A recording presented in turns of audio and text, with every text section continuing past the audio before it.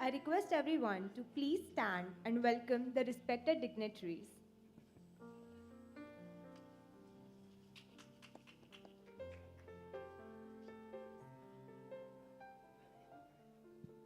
Please give a round of applause as we welcome our dignitaries.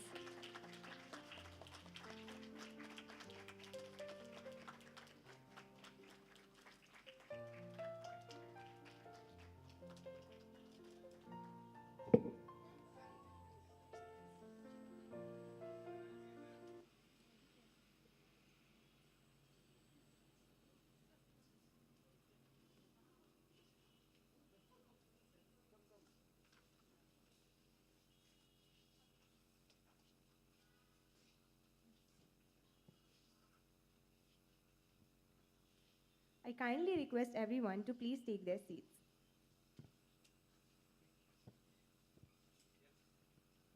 The secret of getting ahead is getting started. Mark Twain. A very good morning to one and all and a warm welcome. I am Yogada Panse. And I am Michelle Syriac, and we shall be taking you through today's events. It is an honor for us to welcome you all to the celebrations of the 25th year of the Postgraduate Department of Microbiology and the Alumni Meet. I would like to take this opportunity to express our gratitude and welcome the respected guests and alumni of our department. Thank you all for taking the time out of your busy schedules and joining us here today. Before we start the program, according to the tradition, we will start with a prayer song to seek the blessings of the Almighty. I request the first year students of PG Microbiology Department to please lead us in prayer. I request everyone to please rise.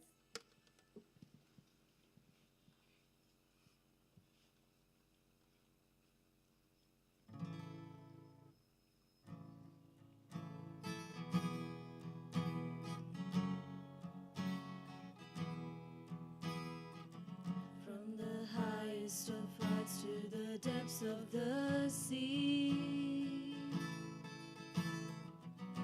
creation's revealing your majesty.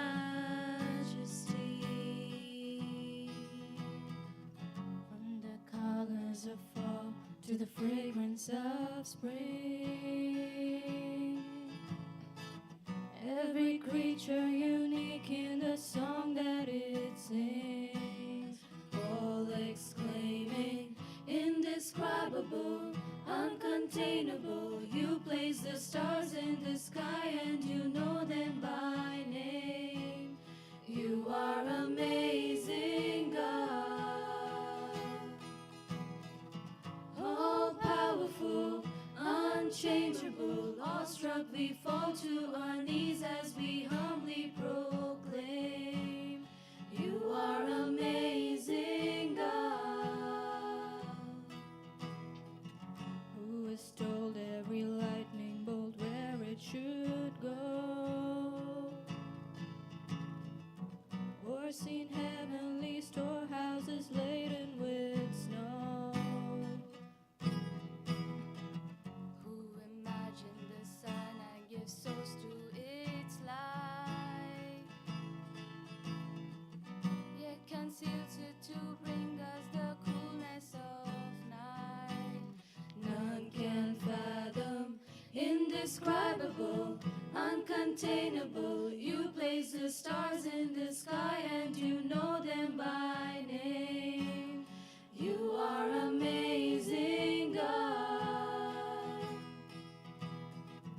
all powerful, unchangeable. Awestruck we fall to our knees as we humbly proclaim, you are amazing, God, incomparable, unchangeable. You see the depths of my heart and you love me the same. You are amazing, God. You are amazing, God. Thank you all. I kindly request you all to please take your seats. To celebrate the 25th year of PG Microbiology, today we have Pro-chancellor, Reverend Father Swibert de Silva, S.J., Vice-chancellor, Reverend Father Dr. Victor Lobo, S.J., Pro-vice-chancellor, Dr. Renaud Mascarenes, Dr. Ronald Mascarenes, I'm so sorry, Dean, School of Life Sciences, Dr. Beatrice Sequeira, Head of Department of Microbiology, Dr. Jyoti Williams, PG Coordinator, Dr. Poppy Datta. We also have founder members of the Department of Microbiology, Dr. Betty Daniel, Dr. Jacob Paul, and Dr. Rajmani. We also have Dr. Vanita NM and Dr. Syed Wajid, who were the heads of Department of Microbiology from the years 2003 to 2013 and 2013 to 2018, respectively. We also have the former faculty members of the Department of Microbiology, as well as the deans, heads of the department, and PG coordinators of various departments. We extend a very warm welcome to you all.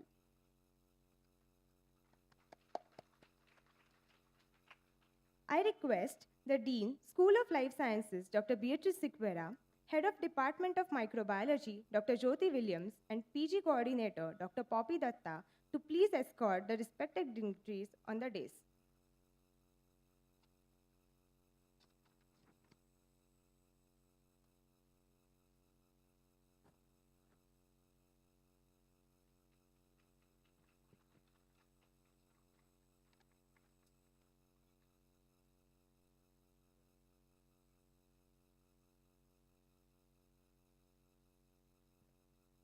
Please give a round of applause to our dignitaries as they take the stage.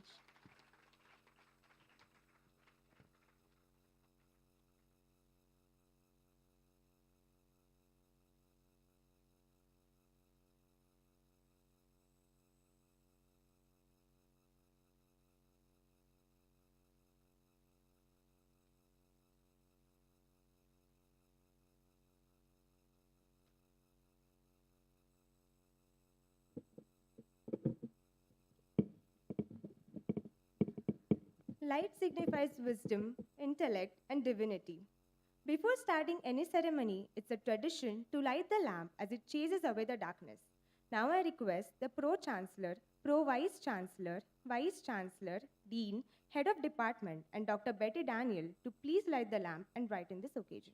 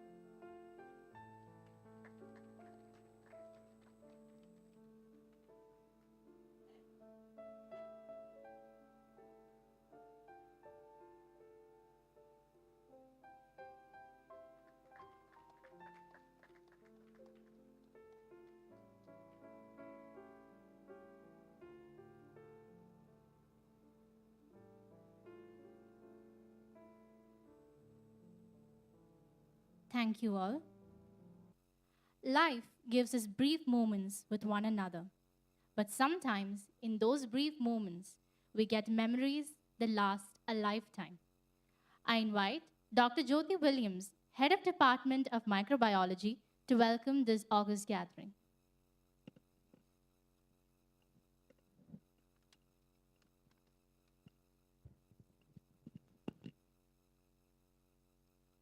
A very good morning and a warm welcome to each one of you on the momentous occasion of the Silver Jubilee celebrations of the Postgraduate Department of Microbiology, School of Life Sciences, St. Joseph's University, Bengaluru. It's indeed a great privilege and honor to stand before you on this day. Ever since its inception, this department, with the pioneering visions of the eminent founder members, dedicated faculties, and a very supportive management, have carved a niche for itself and grown to a greater heights through holistic approaches.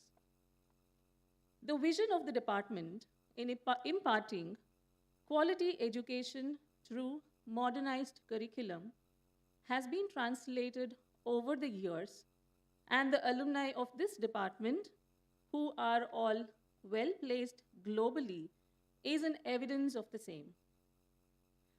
Today is the day to reunite, relive the memories, carry out the memories in you, and give back to the alma mater what it gave to you. It's extremely sensitive and an emotional event that sparkles nostalgia among everyone. It reminds me of the quote by the founder of Infosys, Mr. N.R. Narayan Murthy: "Nobody is bothered about the institution more than its alumni." Being an alumni is not just a title, but a lifelong commitment to the growth and the success of the institution and the department. Our alumni present us with a unique opportunity to build a foundation of support and become a strong department. The success of every institution and the department is measured by the contribution of its alumni. This event wouldn't have been possible without your support. On that note, on behalf of the entire faculties of the Department of Microbiology and all the current batch PG Microbiology students, I welcome our beloved Pro-chancellor, Reverend Father Swiwit De Silva, untiring and energetic Vice-Chancellor, Reverend Father Dr. Victor Lobo, our Pro-Vice-Chancellor, Dr. Ronald Mascarenhas, ever-supporting Registrar, Dr. Melvin Colasso, and the founder members of the Department of Microbiology, Dr. Betty Daniel, Dr. Rajamani, and Dr. Jacob Paul, our pillar of strength, Dr. Beatrice Sequeira, Dean, School of Life Sciences, brilliant and skillful former heads of the department, Dr. Vanita N.M. and Dr. Syed Wajid, to this Silver Jubilee celebrations of the Postgraduate Department of Microbiology, School of Life Sciences, St. Joseph's University, Bengaluru. Have a pleasant day. Thank you.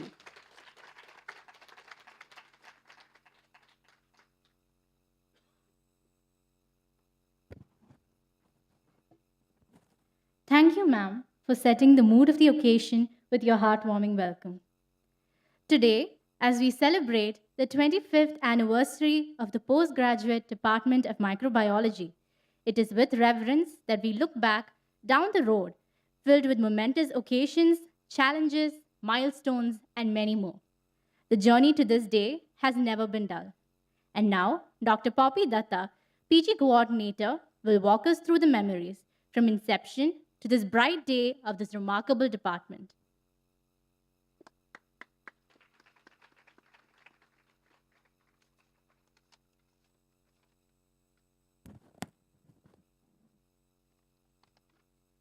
Good morning, all. It gives me immense pleasure to speak about the Postgraduate Department of Microbiology. The dream of starting the Postgraduate Department of Microbiology was the brainchild of then Principal Reverend Father Joseph Nelapathy S.J. However, before he could manifest his dream into reality, he was transferred to St. Aloysius College, Bangalore. Reverend Father Eugene Lobo S.J. then joined as the principal of St. Joseph College, Bengaluru, and started the postgraduate department of microbiology in September 1998 in the Residency Road campus, which was later shifted to the Langford Road campus. Dr. Betty Daniel, appointed for Department of Botany, was deputed by Father Nalapathy to start the undergraduate department of microbiology in 1988 and was instrumental in starting the postgraduate microbiology 10 years later. Dr. Jacob Paul and Dr. Rajamani joined Dr. Betty. Later on, Mr. Denny John and Dr. K.S. Prabhakar joined the department, followed by Dr. Ramachandra Murthy. A 100-hour honors program, now called certificate courses in microbiology, was offered by the department, which was very popular among the teaching staff and students of Bangalore, as postgraduate program in microbiology did not exist then in the whole of the city. The postgraduate program in microbiology at St. Joseph College was first of its kind in Bangalore. The project dissertation concept of MSc Microbiology 4th semester student was started in 2013-2014. Students worked in reputed institutes like IISc, NCBS, JNCASR, JNU, NII, etc. for their 4-month dissertation. Students have gained a lot from it. Some of them were able to bring out publications in renowned journals. Many students have completed their PhD in world-class institutes across the globe. Many of our alumni hold important positions and are placed well in different parts of the world. We are proud of them. I think we can give a round of applause to our alumni. Students, as a part of their practical experience, visits industries and research labs across the country. This is to give them an exposure and interaction with researchers and scientists. The department have received grants from VGST and DST to improve the infrastructure of the department. Faculty of the department have received UGC minor grants and seed money from the college. The department is equipped with high-end instruments such as PCR machine, UV visible spectrophotometer, sonicator, fermenter, etc. The former principal, Father Eugene Lobo SJ, and the principal who have succeeded him have been generous and played a key role in the overall growth of the lab upgradation and instrumentation. The Microbiological Society, an association of the postgraduate section, was started in 2000. The association is involved in organizing seminars, workshops, conferences, intercollegiate fest, etc. Regular invited lectures are given by stalwarts in microbiology from reputed institute and industry from India and abroad. The founder members had a dream, a vision that was to broaden the horizon of knowledge and to create passion for the subject. The successors are working hard to uphold the vision and will continue to work for it. We are to learn about the history of our department. The Dean of Life Sciences, Dr. Beatrice Sequeira, an inspiration and a dedicated mentor, is a keen explorer of science, especially the world of microbiology. May I now request Dr. Beatrice Sequeira to address the gathering.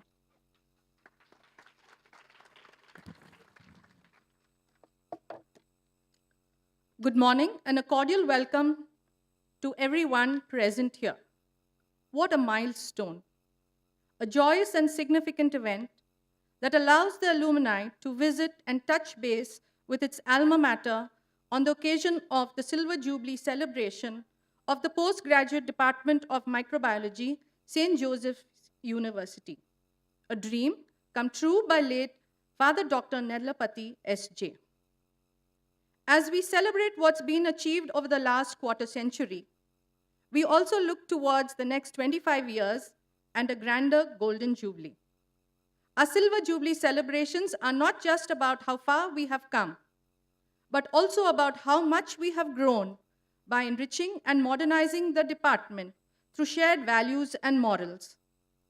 It's an occasion for reconnecting with the department that nurtured and helped each of the alumni become who you are. We request the alumni to work with us in ways that inspire, and by enabling our current students in facilitating them to achieve their potential. Our future impact in this field will be shaped by our students, and we are awaiting to see what they have to offer us.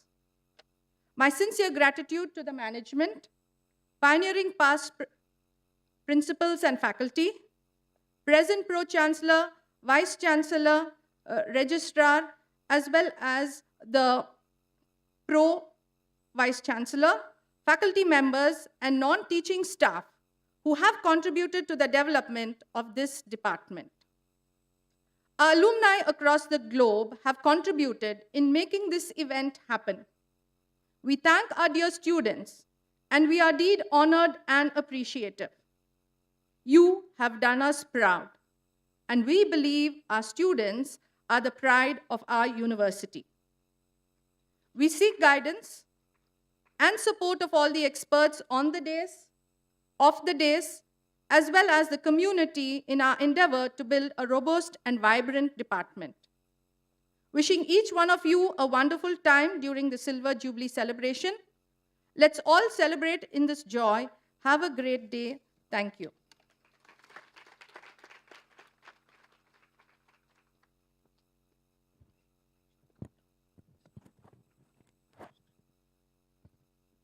Be it microbiology or otherwise, listening to you, ma'am, is always a joy.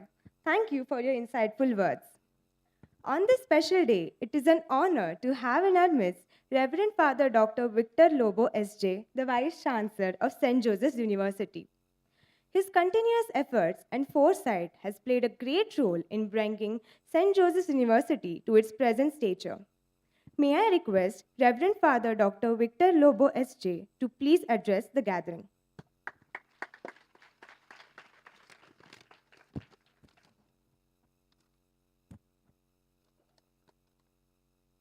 Honorable founding members of this PG Department Microbiology, Dr. Betty Daniel, Dr. Rajamani, and Dr. Jacob Paul. The Pro-chancellor, Father Sweber de Silva, the Pro-vice-chancellor, Dr. Ronald Mascarenas, the Dean of the Department of School of Life Sciences, Dr. Beatrice Sequeira, HOD, Dr. Jyoti Williams, the PG coordinator, Dr. Poppy Datta, then other members who are serving this institution in the Department of Microbiology, Dr. Vanita, Dr. Syed Bajit,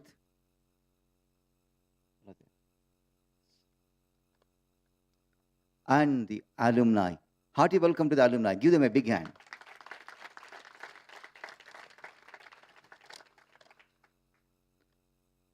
I hope you have sanitized yourselves in order to make this program more meaningful. Have you all done this? That is microbiology. I recently read that researchers have discovered that bacteria live and thrive in clouds. Is it true? You should tell me. Microbes from Mars may have traveled to Earth on Martian rocks that were strewn into space by meteor collisions. No wonder the microbiology staff and students are out of this world.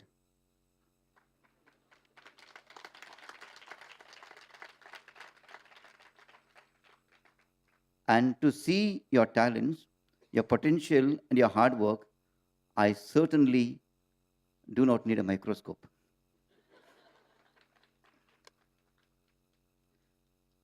The postgraduate department of microbiology has not just imparted the subject, but has certainly learned many things from the subject. From the very microbes that they study, you have learned to be diverse, unique. You are evolving faster. You are everywhere. You are not just multi-celled, but also multi-skilled. And you have become vital to the university's ecosystem. In fact, we remember God when you are in trouble in Jubilee. We do that. And we remembered all the microbiologists in the pandemic because the world was in trouble. And I'm glad and happy to tell that our Department of Microbiology, that time during the pandemic, prepared videos on awareness and also circulated.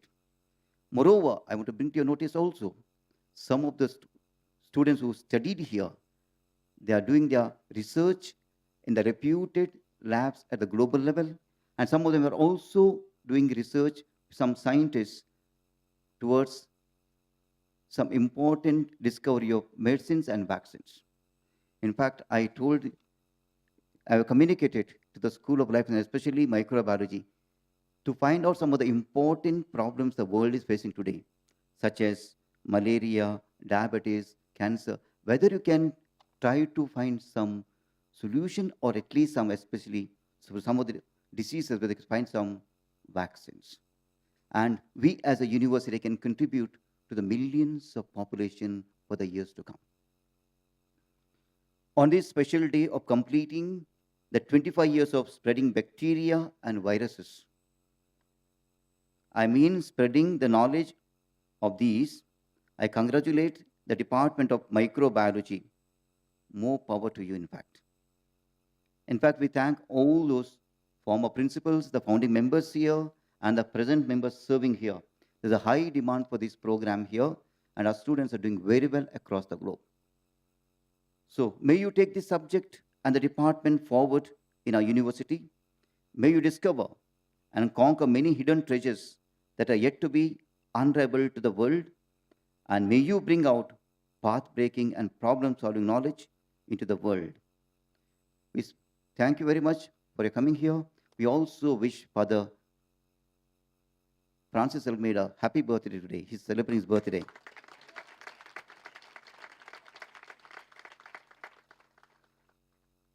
So have a wonderful time. Thank you very much. May God bless St. Joseph's University.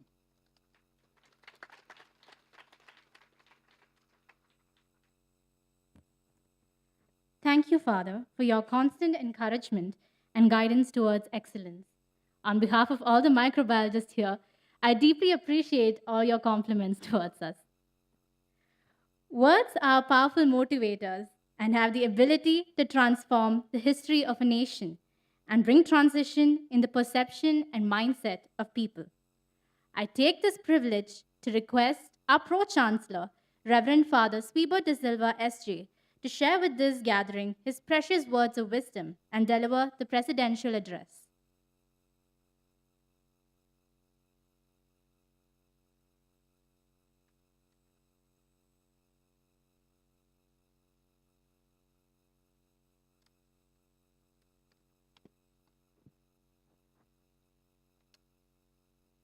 Reverend Father Victor Lobo, the Vice Chancellor of St. Joseph's University,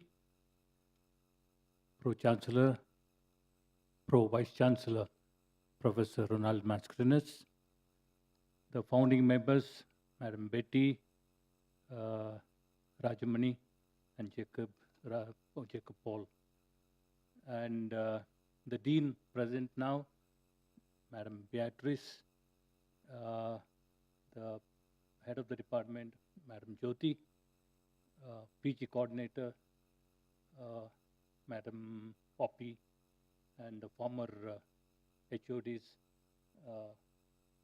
Mr. Wajid and Vanita, yes, and all of you who are present here. On behalf of the management, let me welcome you all back to this campus.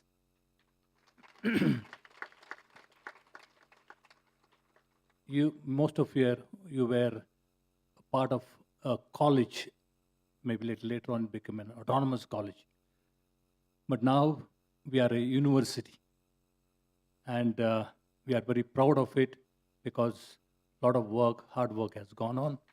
And also, not just because of the hard work, but the reputation that has been created of this college. This college has been given. It is not that we asked for it. It was thrust upon us that you could become a university by the central government.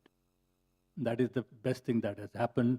And it has happened because of our former students and the present students and the faculty. Because of the reputation that they have created, I think we have been able to become a university. I was not much aware of the microbiology, though I was here teaching in this college from 1990 to 95. That time I had known Madam Betty and Jacob Paul and Rajmani, but I was not aware of this, the importance of microbiology. Today I was trying to read through certain things, but I came to know that microbiology is one of the most important thing for a proper and good living and a healthy living. You deal with so many microbes, bacteria, fungi, and all other kind of material, and it is the life-saving thing that you are doing. And therefore, let me congratulate all of you for contributing to this sector where you see that the health of every person is considered and the growth of this country is somehow promulgated. I would like to also thank all of you for being the ambassadors of this college. There are certain values that we have been promulgating among the students, and the education that we impart has certain characteristics which are very peculiar to this Jesuit institution. One thing is, as I said even yesterday, is excellence. Doing things in a most proper way and the best possible way. And most of our students, I'm very glad they have been able to contribute their might, whatever that might be, for the growth of this nation and the growth of this world itself. One of the important function of a university or a higher education institution is not just to give you knowledge and shift or transfer the information. What's more important is creation of the new knowledge and new things that contribute to the knowledge bank. And you have been doing it. And as the report has already said, most of you have been working in a high-ended sector where with great kind of laboratories that are around, and you have been contributing to this new knowledge. Congratulations to all of you for all this wonderful work that you have been giving and doing for the growth of our country, growth of our world, growth of all people. Thank you so much for the wonderful work with that excellent way that you have been doing. I would like to congratulate the Department of Microbiology at present. They have lifted it up, this department, to one of the best departments of this university. There is so much of demand for this course. I think they have already asked to close the admissions this year, the applications, because there are so many applications out there. We are not able to manage or provide seats to all of them. It's because of the reputations that they have created as one of the most important and very good department, dedicated department, persons who are able to give the knowledge, not only knowledge, but also values to our students, and they have been good example to all our students who pass through the portals of this university. So congratulations to the heads, dean, and all the postgrad coordinators and the staff members for making this university, this department, a wonderful department. Those who are already out of this institution but working very honestly and very wonderfully, one of the important things that we must keep in our mind is this, that we must be always trying to see that we promote goodness, we promote justice, we promote wellness. In no matter what happens, but one of the important things that we have to learn in our life, especially what you have learned here in St. Joseph, but to be practiced now in your own life, is that you must be able to choose what is right and what is good. This is my request to you, this is my appeal to you, that as as former students of St. Joseph's, you promote this in our society today. You may be great scientists, you may be discovering a lot of new things, but one important thing is that in humanness we become people who are able to choose what is right and what is good. You are capable of becoming anything. One of the important gifts that God has given to us is the capacity to choose. We can choose anyway.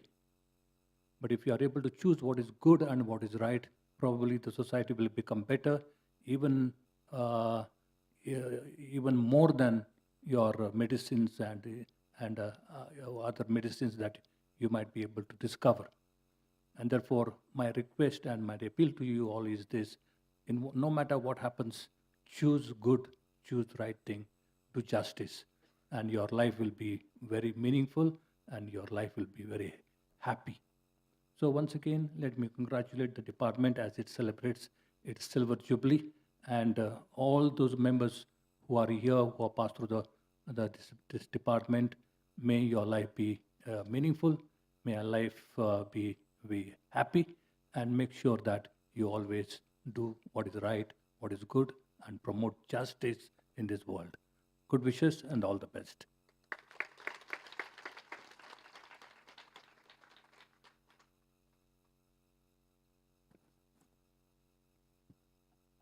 Thank you, Father. Your words of encouragement will surely spur us into achieving greater heights. Now I invite Dr. Debalina Chaudhary, Assistant Professor, Department of Microbiology, to take over the felicitation of the founding members.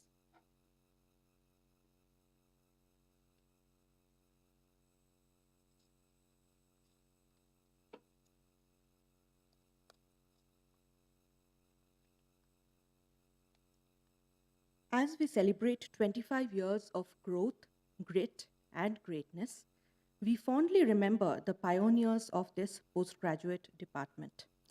We cannot detract from their accomplishments. We cannot add to their glory. We can only look back with reverence, appreciation, respect, and resolution to build on what they have done. I now request Dr. Vanita N.M. to introduce Dr. Betty Daniel, a key founder member.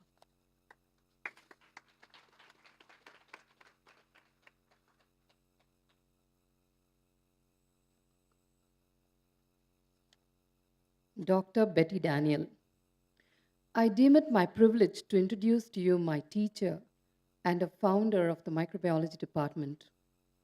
Calling her a torchbearer would indeed do justice for the foundation she laid to reach us to a stature where we are now. Dr. Betty Daniel, a professor of botany at St. Joseph's College, Bengaluru, a diligent and passionate researcher and scientist, always trying to give her best in the various fields of research. Ma'am retired in 2015-2016 and is 2018, and is currently the chairman, advisory board of BioVistas, International Journal of Biological Research. Dr. Betty graduated from the Women's Christian College with a first class and obtained her MSc from the Madras Christian College with an O grade. That is outstanding. MPhil from the Madras University and was awarded the PhD from MAHE in 1999, for which she carried out her work at NCBS Bengaluru, and her area of specialization includes cancer biology and molecular biology. Ma'am has also had special training in genetic engineering and medical microbiology at its infancy in those days. Ma'am's list of publications include around 16 publications in international and 6 in national journals. Ma'am has also had 2 book chapters to her credit. Ma'am has attended and presented about 15 papers of repute in conferences in India and abroad. Dr. Betty is a member of the Third World Association of Women Scientists, member of the Women's Global Network for Reproductive Rights, Netherlands, life member of the Indian Academy of Sciences, and a member of New York Academy of Sciences. Ma'am was also awarded the DST project entitled Control of Occupational Health Hazards, a case study on dermatomycosis in construction workers and rag pickers in Bangalore City.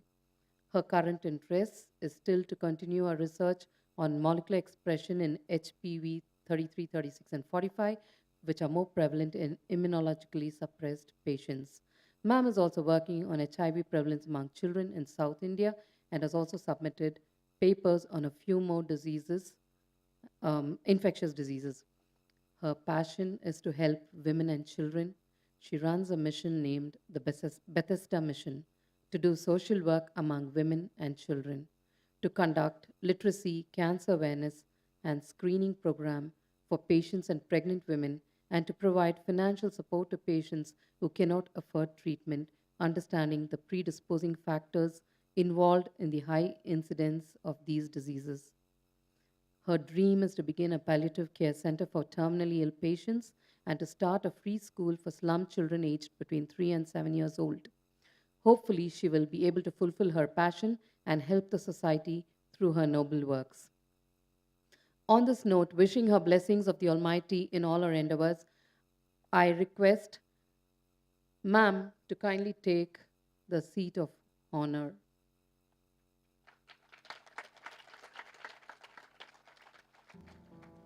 I call upon Dr. Beatrice to kindly lead Reverend Father Pro-chancellor, Father Vice-chancellor, and the Pro-vice-chancellor to kindly felicitate our dear teacher, a stalwart and a founder member of the Department of Microbiology.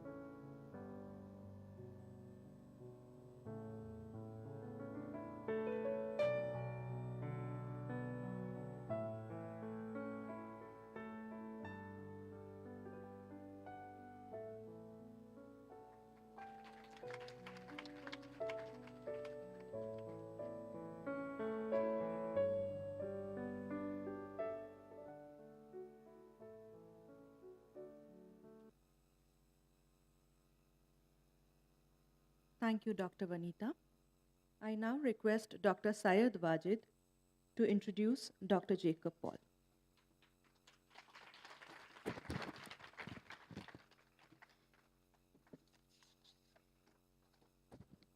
Good morning, ladies and gentlemen. I witness nostalgia in the air. So good to see all the bright faces, the faces which never disappeared. We see that they have reappeared in front of us. So amidst us, we have yet another founder member who has worked tirelessly with Dr. Betty Daniel towards the formation of the Department of Microbiology. I think you all have guessed it. That's none other than Dr. Jacob Paul Vijay.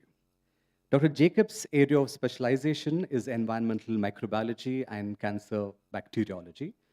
Dr. Jacob has done his master's in botany, specialization in microbiology.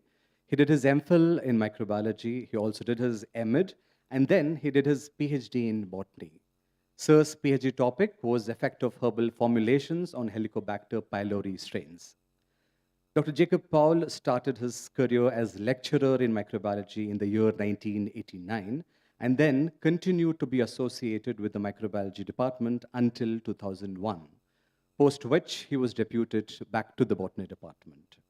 He has also served this institution as controller of examinations during the year 2018 to 2021. Post COE's assignment, he was appointed as coordinator, postgraduate department of botany for the academic year 2021-2022. Dr. Jacob Paul is currently working as Head, Department of Botany, St. Joseph's University, Bengaluru. Dr. Jacob is member of Board of Examiners for Mysore and Bangalore University. Dr. Jacob is also a life member for the Association of Microbiologists of India, life member Society of Biotechnologists India, and life member Indian Association for Cancer Research. Dr. Jacob has completed one UGC minor project on antibacterial and antibiotic properties of Clinoderman irme. Dr. Jacob has presented research papers in various state, national, and international conferences. As we celebrate the success of the existence of a postgraduate Department of Microbiology, I, on the behalf of the management, Department of Microbiology, staff, and students, acknowledge sincere contributions of Dr. Jacob Paul toward the formation of the department. Dear sir, hearty congratulations and thank you for being with us all through. Can we have a huge round of applause once again as I request Dr. Jacob Paul to take the seat of the honor.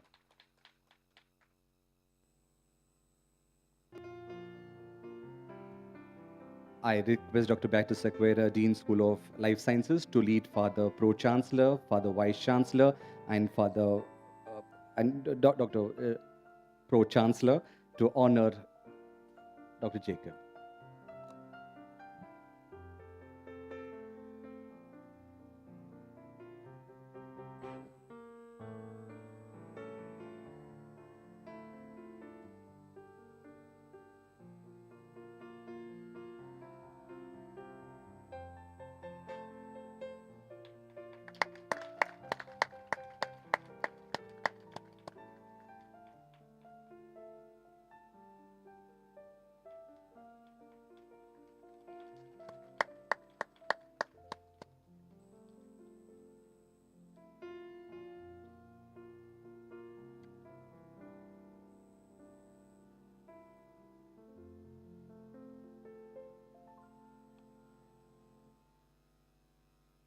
Thank you, Fathers, Dr. Ronald and Dr. Beatrice. Over to the Abelina.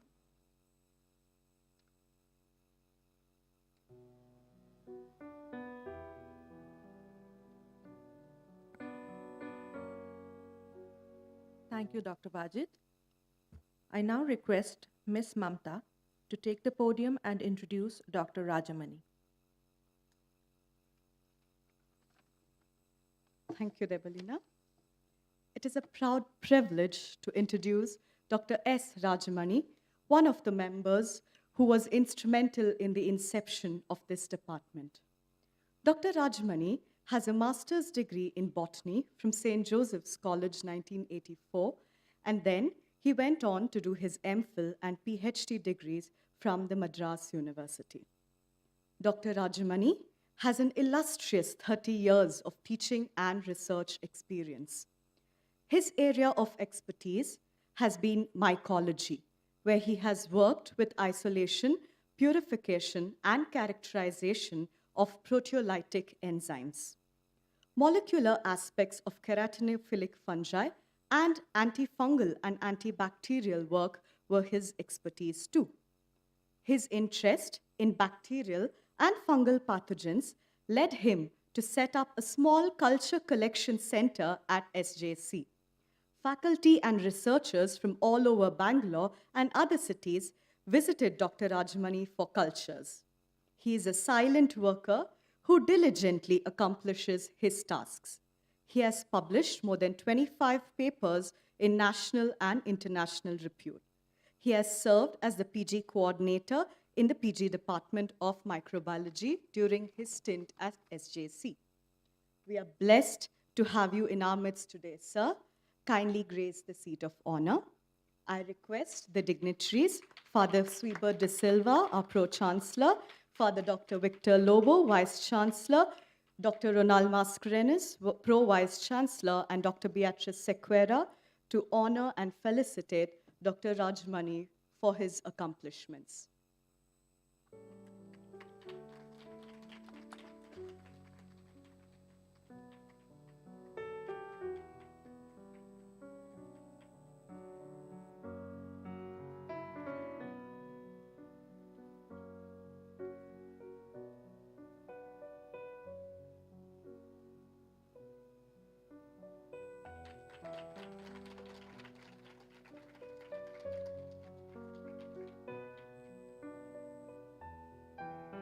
request all the dignitaries to join in for a photograph to capture this moment.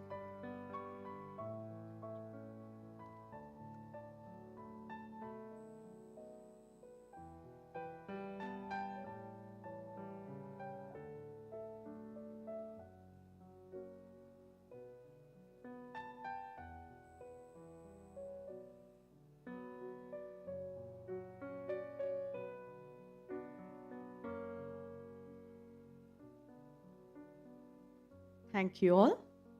Sir, it is indeed an honor to thank you for your painstaking efforts and contributions to this department. The seeds that you sowed 25 years ago is a tree of success today. We can't thank you enough for the same. Thank you, sir. Thank you, dignitaries. Over to you, Debolina. Thank you, Ms. Mamta. I now welcome Dr. Betty Daniel to share a few words with all of us here.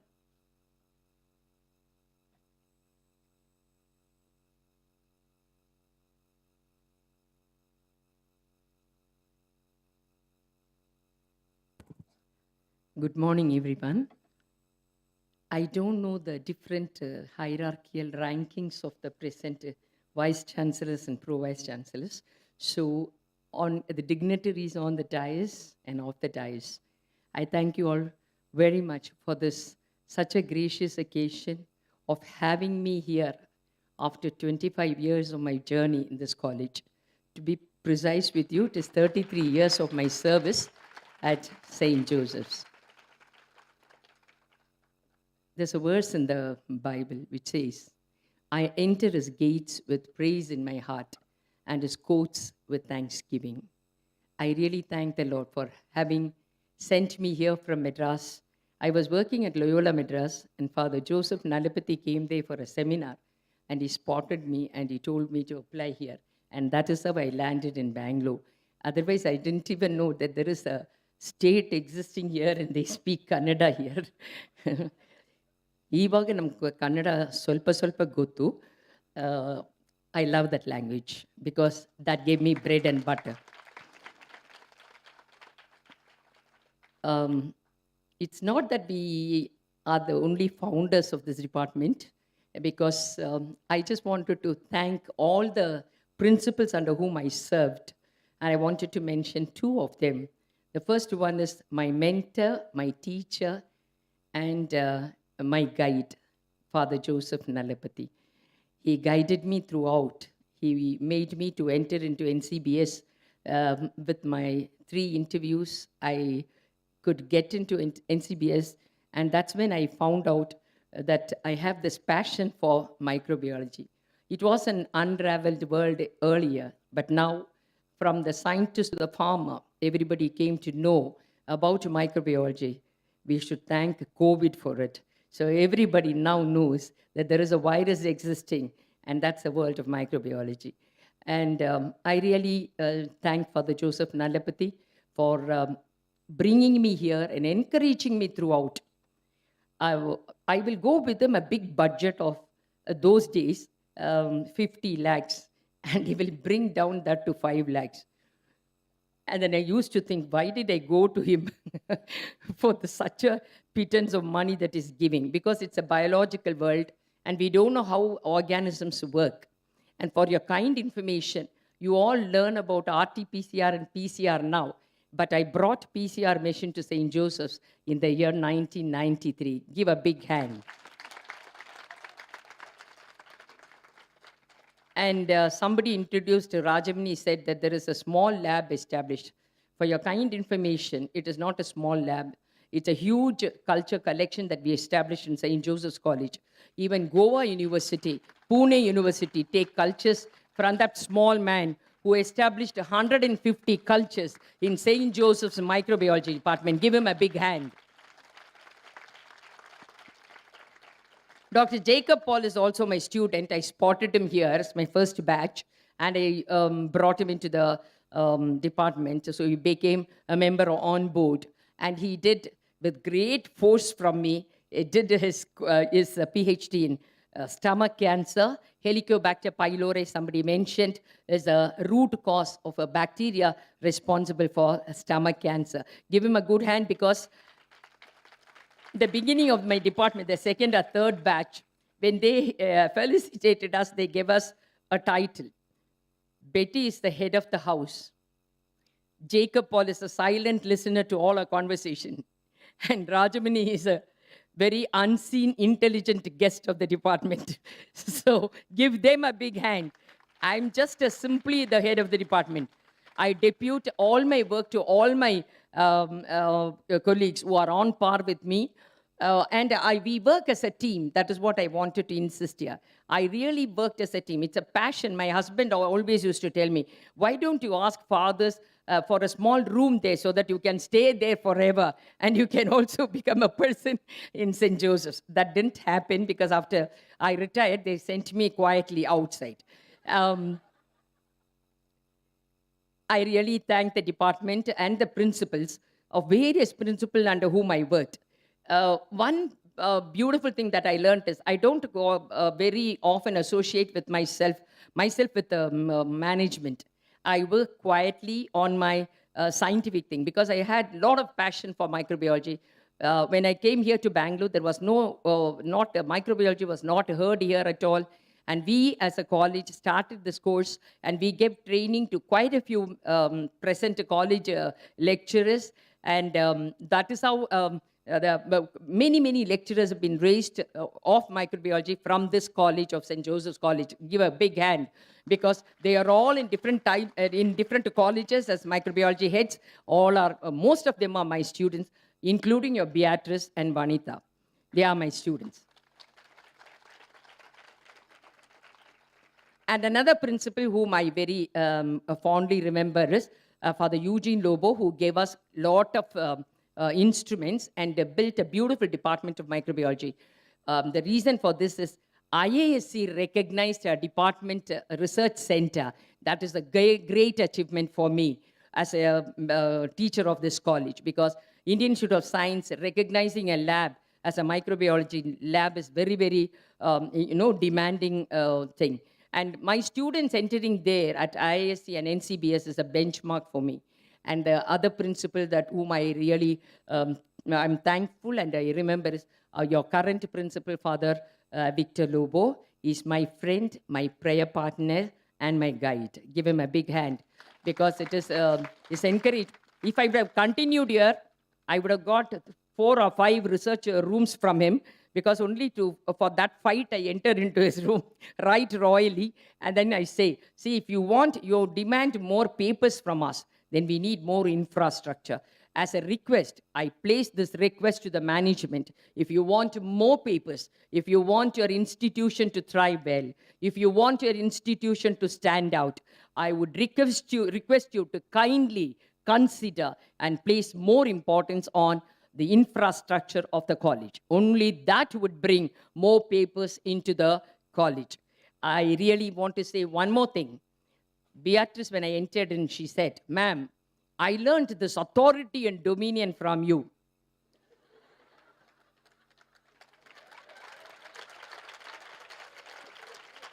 But I never asked her to continue that authority and dominion till the end. I underwent a transformation. I underwent that change. And that change is not brought by my family members, not brought my son. That change of transformation is brought by my students, my colleagues, and my principals of this college. I really thank the Lord for that beautiful transformation that is brought into my life, because now I know what is life, what is the meaning of life, and how to contribute from my part, a very small thing, to that life to make others happy. Thank you so much.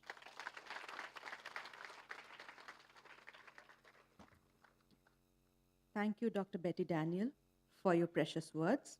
It is you, the founder members, who have shaped up various aspects of our foundation through constant leadership and dedication. We are very grateful for all you have done and for taking time out of your busy schedules to be a part of this celebration. Thank you all. Over to the MCs.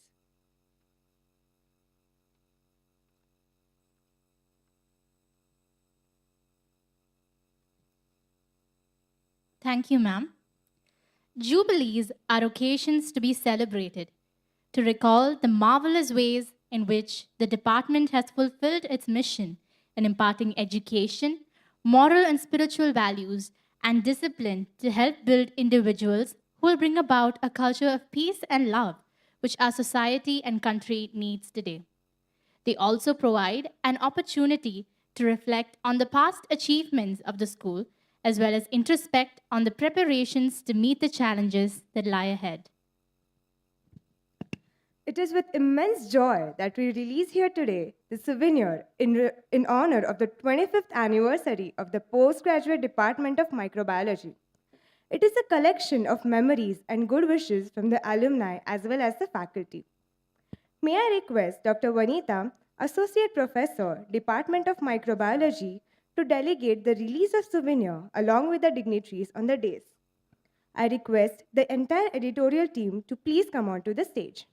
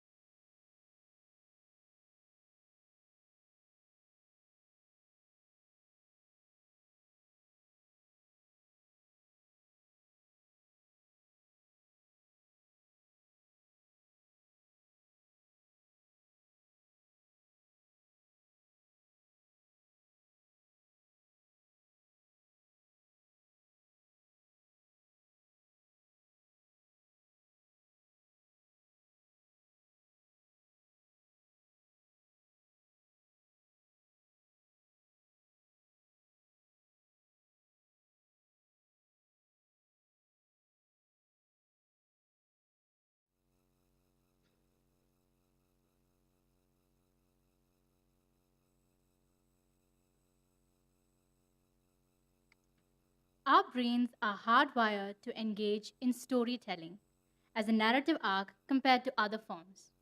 Videos are a beautiful way to tell a story and engage the audience. Now, I invite Ms. Toshiba Rai from First MSc Microbiology to take us down the memory lane through a video.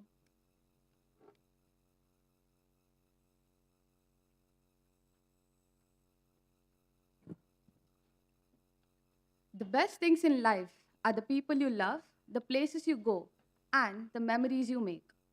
As they say, take pride in how far you have come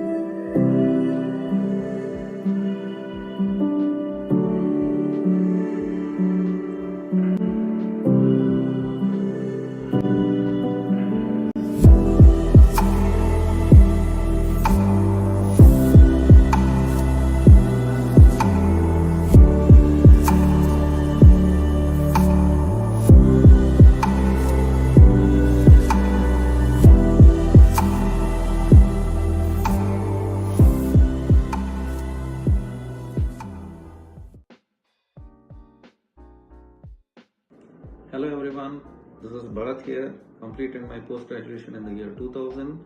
That's the very first batch.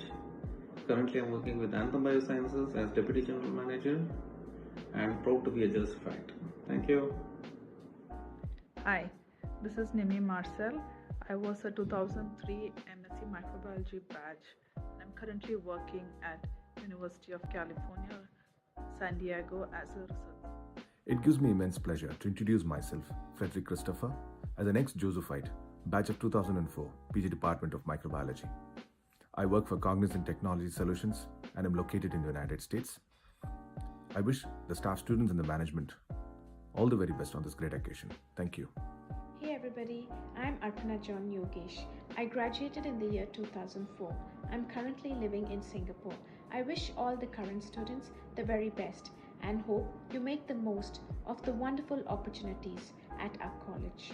Hey Thank everyone, you so much. this is Archana John. I live in Denver, Colorado. I graduated in 2004. Today I work for Google as a senior IT strategy specialist through the Deloitte consulting practice. All the best and thank you so much. My name is Helen Greta, batch of 2004.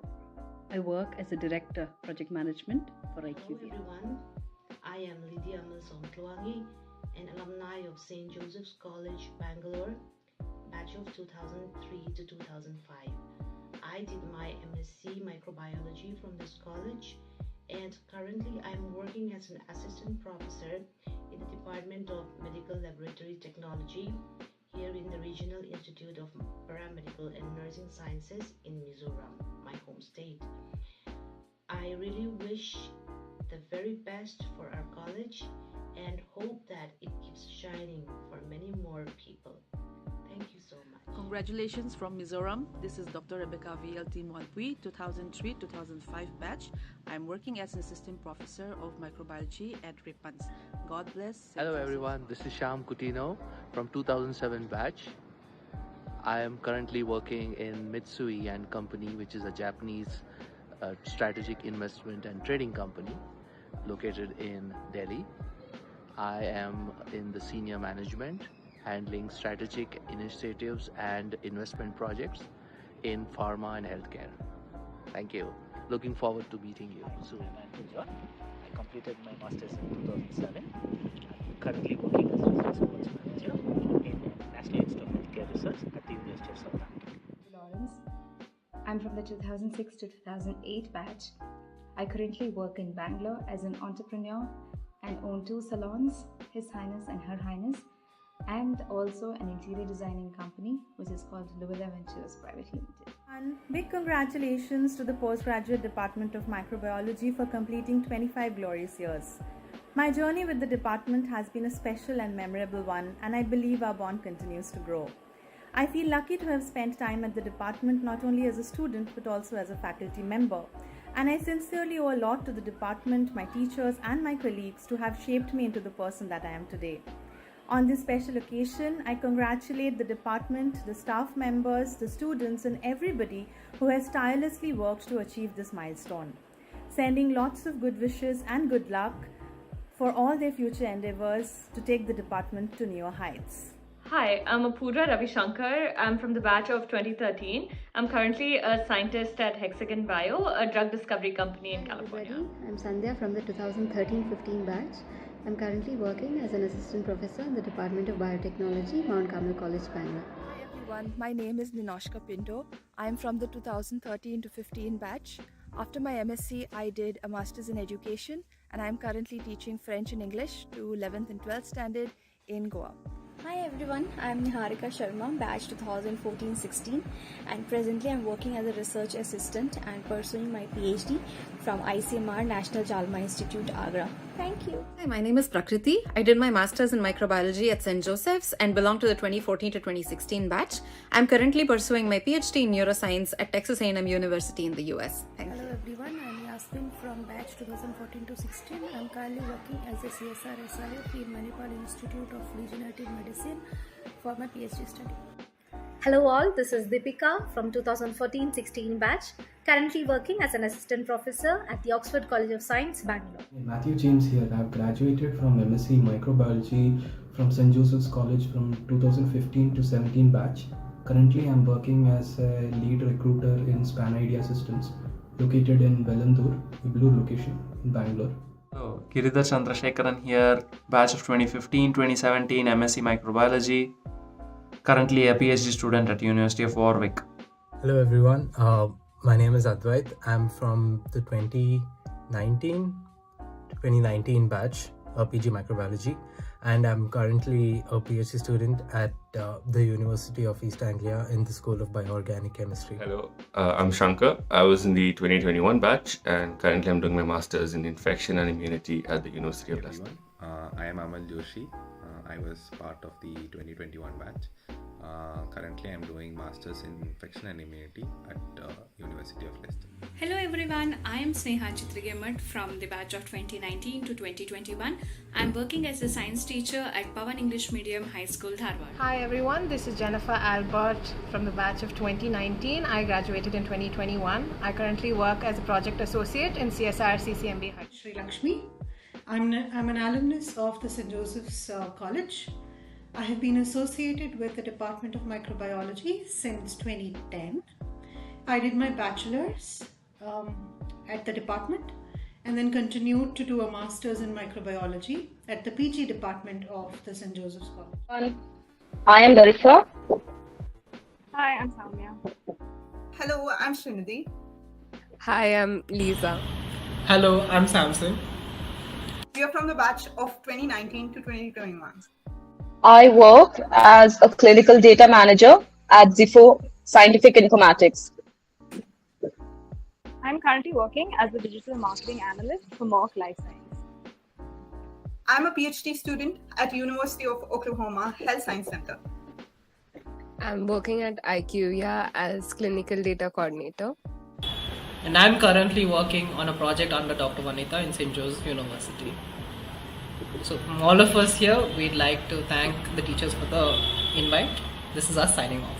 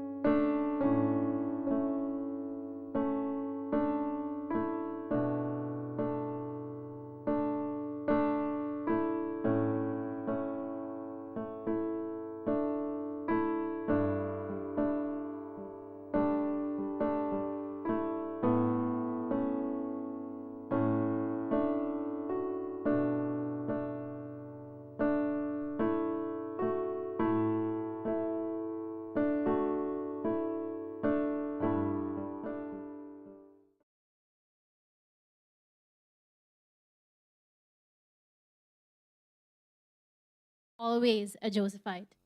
It was a proud moment to witness the successful culmination of all our alumni sharing their good wishes. I extend gratitude to Dr. Jyoti Williams, Ms. Toshiba Rai, and Ms. Yamama Firdos for compiling the video for us.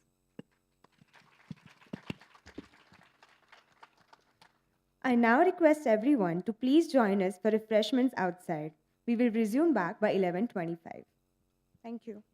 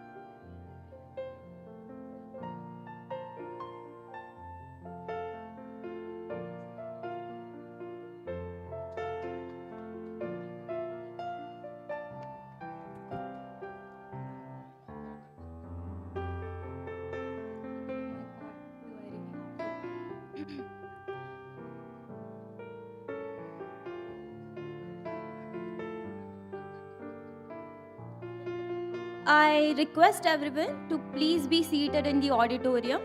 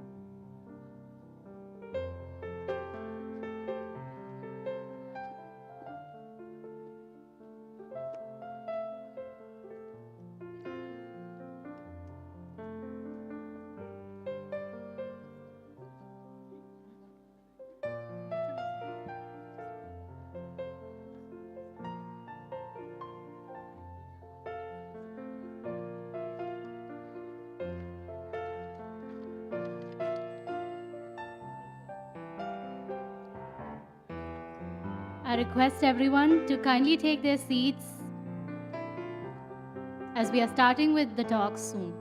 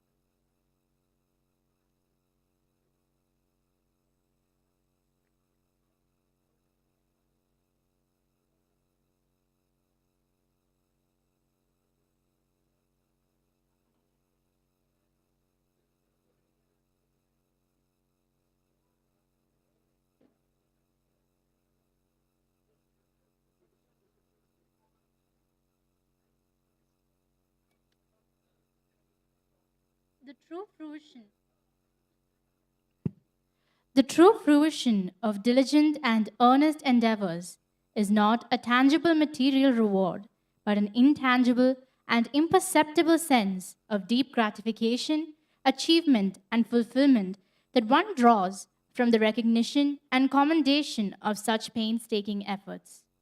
We are proud of our alumni all across the globe who are true ambassadors of this institute and more so, this department.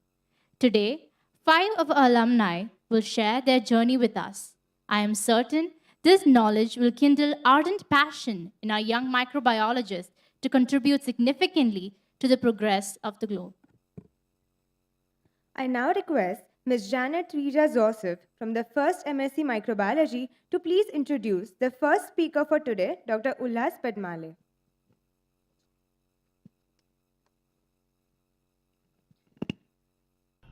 Hello, I'm Ullas Padmale. I'm currently an associate professor at Cold Spring Harbor Laboratory in New York, United States. First, congratulations to all of you on this wonderful occasion. It's Silver Jubilee celebration of the postgraduate department of microbiology. Looking back, it was a wonderful experience to be part of this program, and I give a lot of credit to the department and its unique core values, as well as the core values of St. Joseph's College that helped steer where I am right now. So looking back,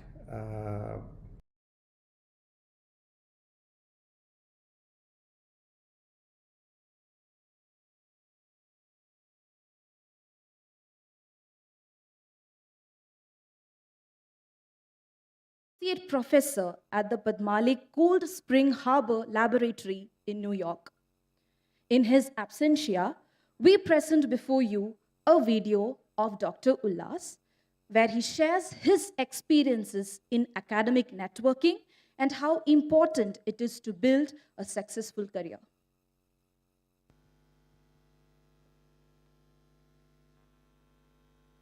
Hello, I'm Ullas Padmale. I'm currently an associate professor at Cold Spring Harbor Laboratory in New York, United States. First, congratulations to all of you on this wonderful occasion. It's Silver Jubilee celebration of the postgraduate department of microbiology. Looking back, it was a wonderful. Hello, I'm Ullas Padmale. I'm currently an associate professor at Cold Spring Harbor Laboratory in New York, United States. First, congratulations to all of you on this wonderful occasion. It's Silver Jubilee celebration of the postgraduate department of microbiology. Looking back, it was a wonderful experience to be part of this program, and I give a lot of credit to the department and its unique core values, as well as the core values of St. Joseph's College that helped steer where I am right now. So looking back, my journey with St. Joseph's College started in 1996. I was a BSc student with my majors in botany, chemistry, and microbiology. After that, in 1999, I joined the MSc program, concentrating microbiology. I think the microbiology program is one of the unique programs that I encountered, and it was very unique among all the colleges under Bangalore University before St. Joseph's became a deemed university. We were taught to be independent, especially there were several faculty members back in the day, especially Dr. Betty Daniel, Dr. Jacob Paul, Dr. Rajmani, and then there was Mr. K.S. Pravakara and Mr. Denijan, who basically steered us into conducting research. Especially Dr. Betty Daniels had a profound impact on me because she was doing a PhD at the time at NCBS in ISC before they got their own campus in GKVK. And we were encouraged to do research and do independent thinking, and we were taught on so many different levels. So during one of the years of my MSc program at Joseph's, actually I got an opportunity to do internship with a company called Felicitation. Okay, so after my master's, when I decided that I want to do a PhD, but at the same time you need to give the GRE and the other exams in order to study in the United States. So during this time, while I was preparing for my GRE and TOEFL, I started working in this company, Felicitation, and and I was doing research. And I would say my research experience in St. Joseph's College, as well as my research at Felicitation, really helped me to get into a very good place for my PhD program. And also the PhD program helped me develop as an individual, which later I got into a very prestigious lab in the Salk Institute for my postdoctoral training. So I got trained under a very famous plant biologist, Dr. Joanne Corey. She's, I would say, one of the topmost plant biologists in it right now. And I got a lot to learn from Dr. Joanne Corey. So after I finished my postdoctoral training, of course, you had to also publish. After that, I got a faculty position at Cold Spring Harbor Laboratory. So if you do not know about Cold Spring Harbor Laboratory, it's one of the world famous top prestigious institute in the world. So we conduct research in the area of plant biology, cancer, neuroscience, and computational biology. So my lab focuses on understanding how organisms interact with their environment, especially light. Okay, because all of us interact with their environment and in different ways. But I usually use plants as a model system because plants are easy to work with and they're stuck in one place and they readily respond to their environment by changing their growth programs. That's one of the reasons that you will see that no two plants look alike, because they keep making their new body parts based on their environment. Okay, so that is if there's no proper light in one side, they tend to make leaves on the other side or the branches on the other side, right? So they're constantly adapting to the environment and changing their growth patterns. Okay, and growth is very, very important to understand. So my lab is mostly focused on understanding how growth happens in response to environment, because uncontrolled growth is cancer, right? So if we understand growth, how does growth happen, we can cure cancer. And this is what my lab studies.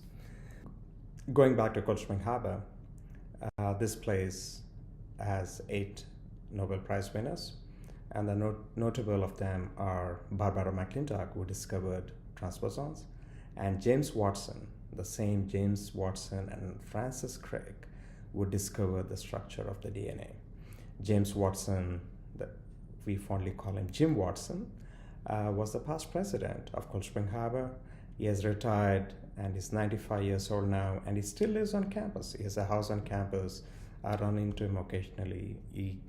He's come to my office several times. We have chatted. So this is a very special place. So Cold Spring Harbor, we train only PhD students and above, and we don't have any undergraduate program. Now, my advice to my fellow colleagues and my fellow students and at St. Joseph's is, if I can make it till here, you can. And I would say is work hard, right? Nothing replaces working hard.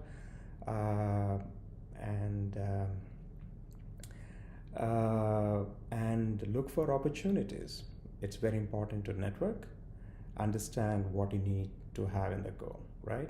So I'm in the United States for 20 years now, and I recently became a United States citizen. but it took me a long time to get here. And I chose a path that required a lot of training over the years. So things were not easy at many times. I can tell you how many times I've failed. It's okay to fail. But what is important is to persevere, right? Failure is part of the learning process. And the key is not to give up. So I would recommend, or at least suggest that, see what goals you need to have, right? And work hard towards those goals.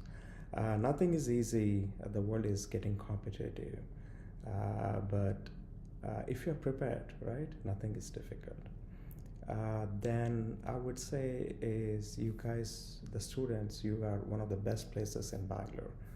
You're studying in one of the very, very special place for me, that is St. Joseph's College. And the opportunities are limitless, right? So you should try to make use of these opportunities.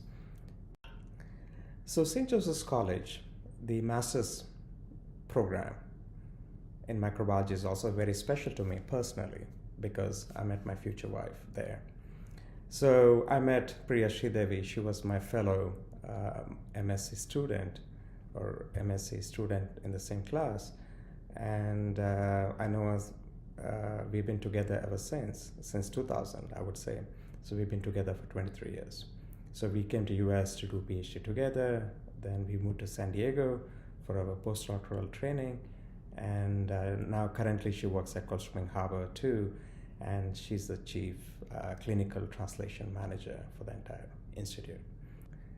So at Joseph's, both in my BSc and MSc, I took part in Microbiology Association. I think it was called Microbiological Society and Microcosm. And I think 1 year I was the president of this association, which gives you an ample experience in leadership. And you know, this might sound small, but I think it gives a peek into how management works. How can you manage different moving parts? And at one point during my MSc, I was given an opportunity along with my class to organize a big symposium of one day that attracted students from literally all colleges in Bangalore. It was a massive event and it was such a big success.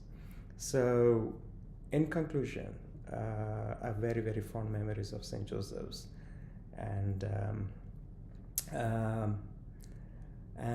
it truly takes a village to build an institute like St. Joseph's, and the Jesuit Society played a major role. And to build an institute like St. Joseph's, it's just not one person or two people or students. It literally takes a large community, from the watchman to the gardener, to the faculty, the students, the alumni. It literally takes a large group of people. So I congratulate all of you and in reaching this milestone, and I wish all of you a continued success in whatever you choose to do.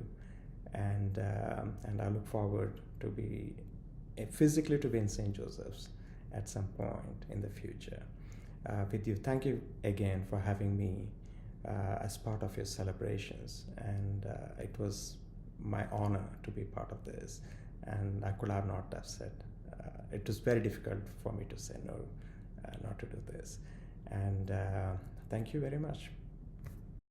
Also for spreading light on his involvement in academic related programs, which helped him gain confidence and build a better career. As an internationally renowned speaker, networker, and entrepreneur once said, "Your network is your net worth."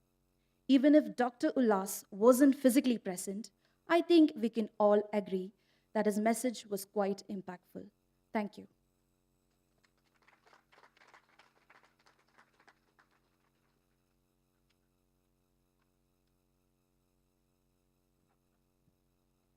Thank you, Ms. Janet. May I now invite our next speaker, Mr. Amit Lionel Ananda, to take the stage.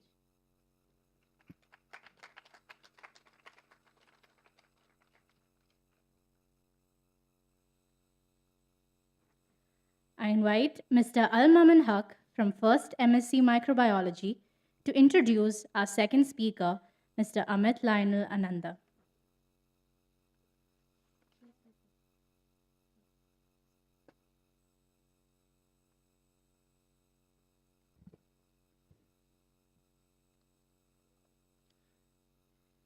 Ladies and gentlemen, it is my pleasure to introduce our next speaker, a remarkable individual, Mr. Amit Lionel Ananda. Amit is a man of many talents and passion, with a diverse background in microbiology, love for the arts, and a strong leadership spirit.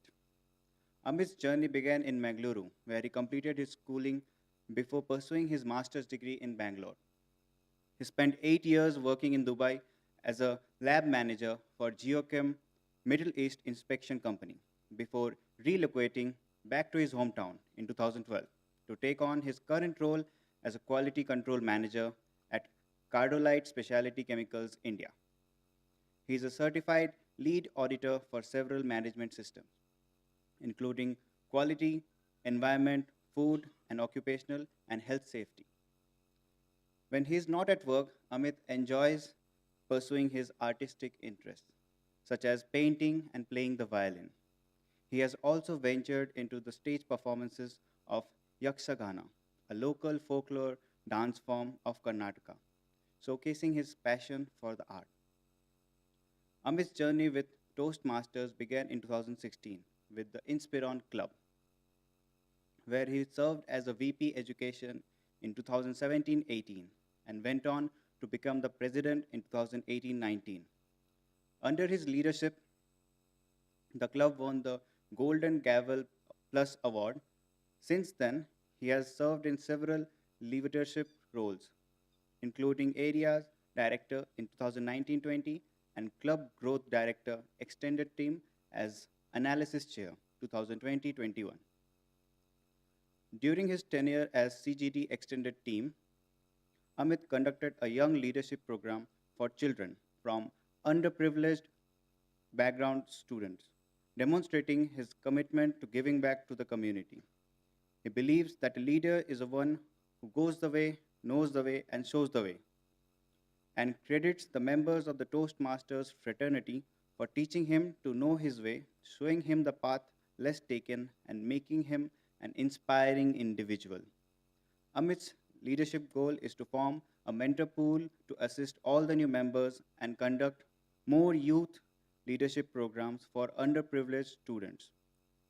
It is a testament to his character that he not only strives only for his personal growth and development, but is also committed to uplifting others.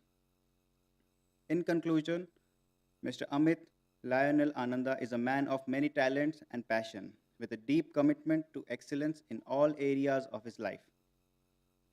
His dedication to his work, love of the art, and strong leadership spirit makes him a truly inspiring individual. I am honored to have had the opportunity to introduce him today. And now I would like to invite Mr. Amit to share some of his thoughts with us. Thank you.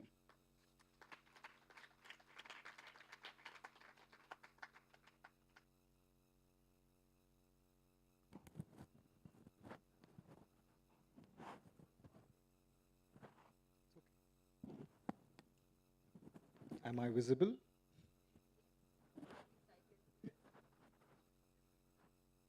This is the issue with this people with the short stature.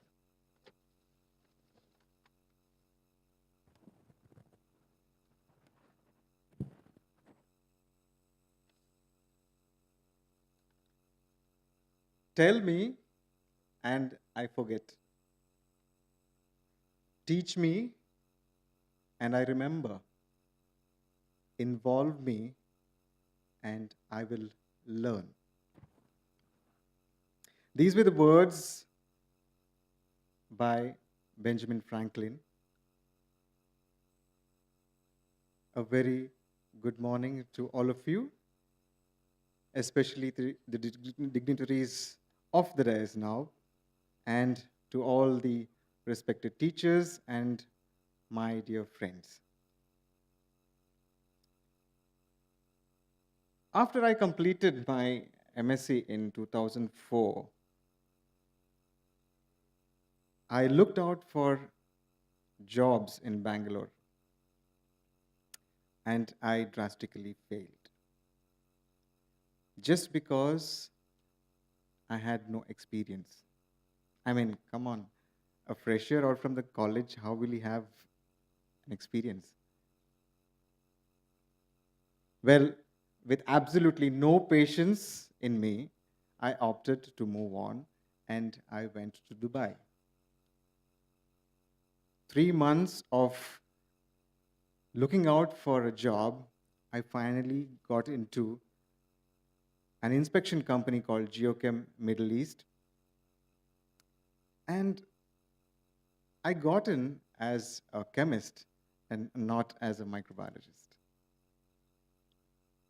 I had to do a lot of relearning whatever I had done in my BSc.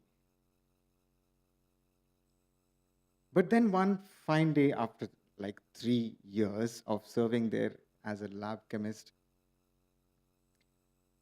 my boss, he comes to me and he said, Amit, you have done microbiology, right? There's a news around the town in Dubai that the food inspection is going to be more stringent and we want to set up a lab. Do you know to set up a lab? I said, yes, I can set up a lab. And it's an opportunity of my lifetime that I got to start 2 laboratories for Geochem Middle East in Dubai. And they are now one among the leading laboratories in Dubai, doing all the food testing required by the Dubai municipality.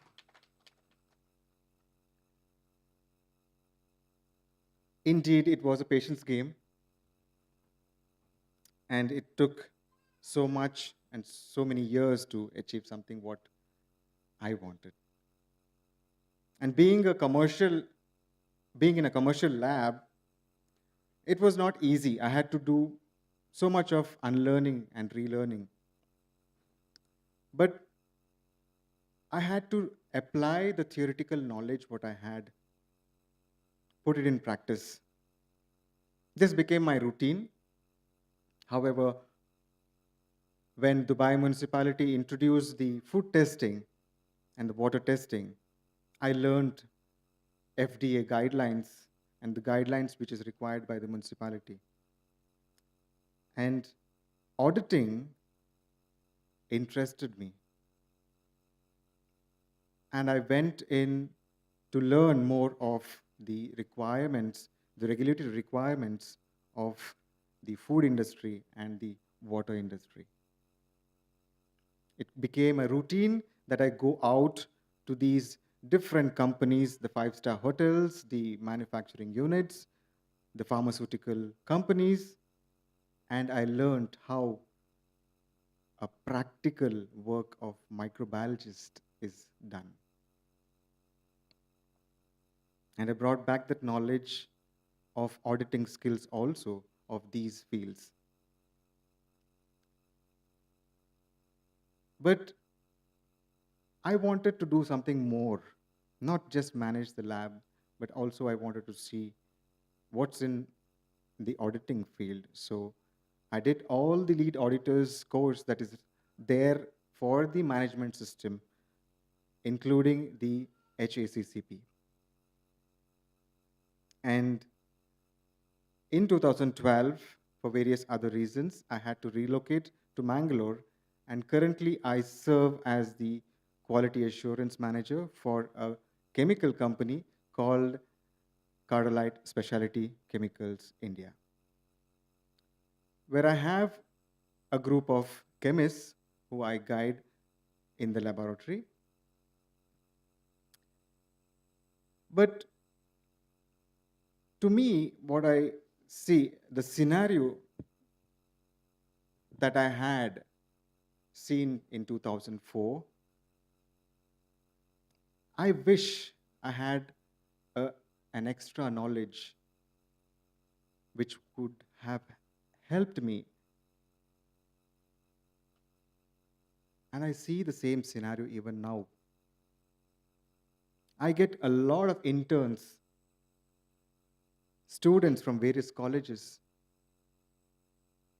Even they come for the interviews, and I ask the simple basic questions. Simple, basic chemistry and biology. And boy, it is very sad to say, it's very, very poor.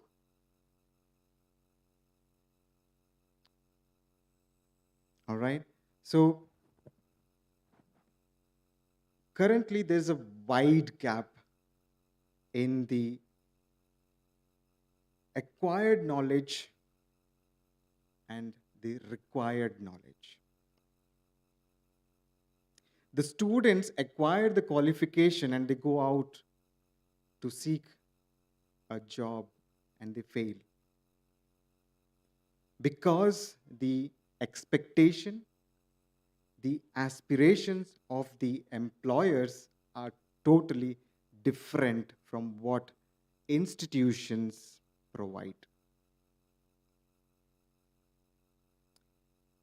The educational institutes emphasizes more on theory, and practical is very small part.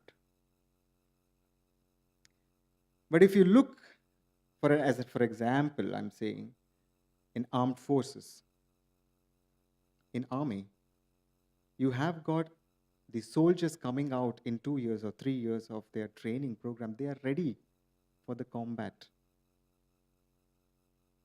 In the mid-combat, they don't say, hey, come on, tell me how to fix the gun. Do they do that? No, they don't do it. They are ready for the battle. I'll give you another example where, have you seen the gadgets of lately? An Apple phone, you just have to plug in and play.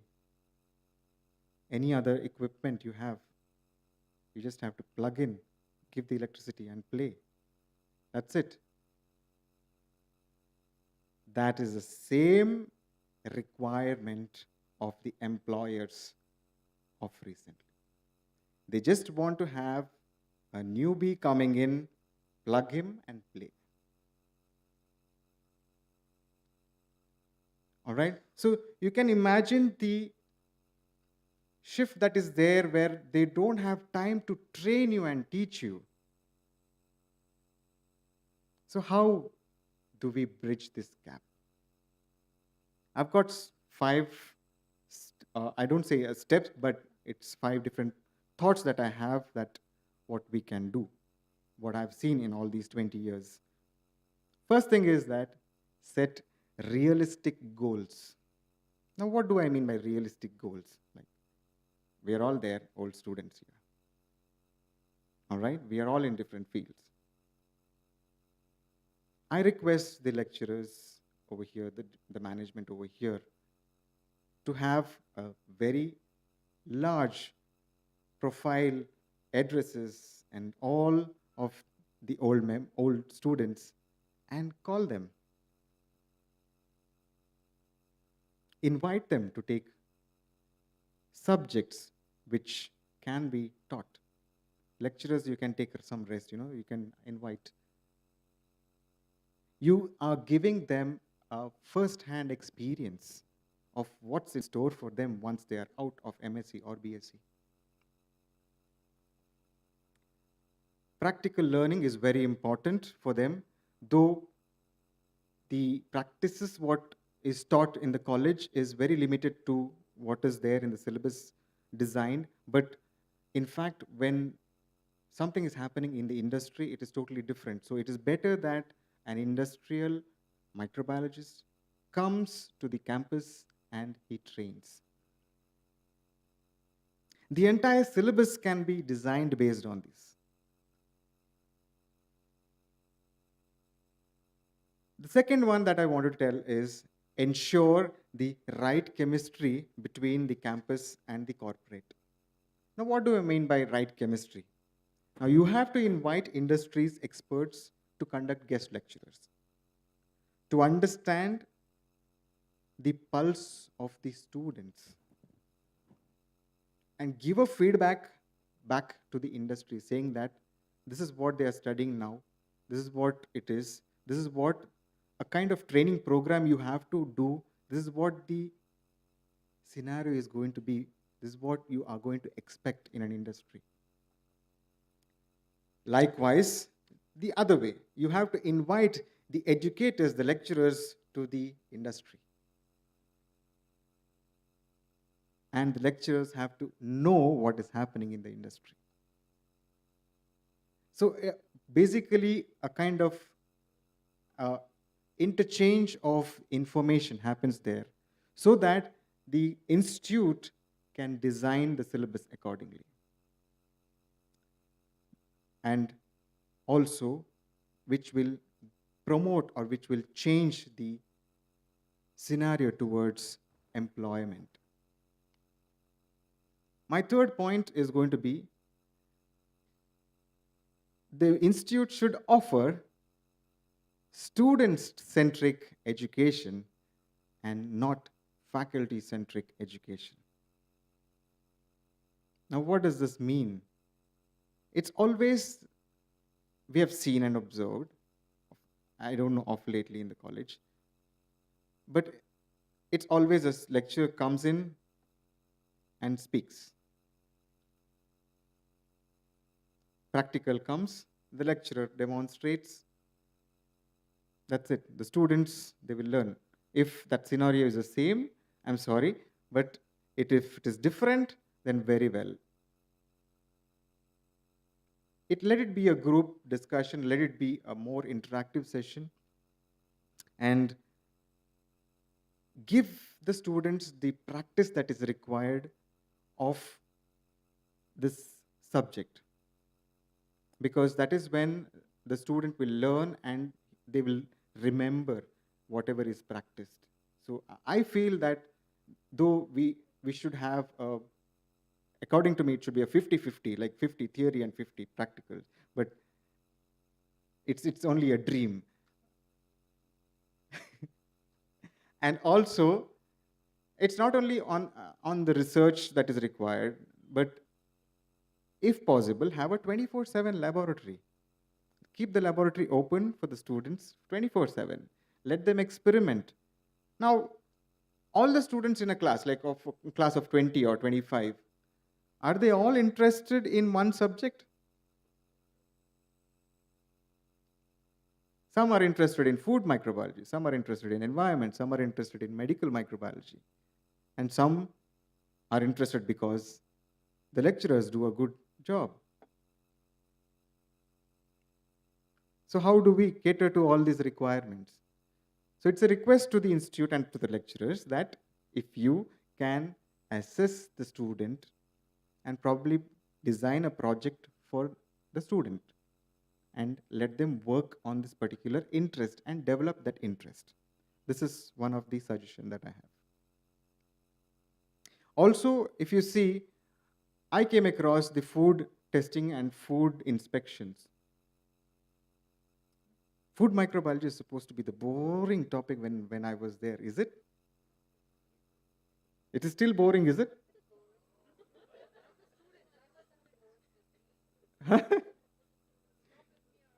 Not with you around.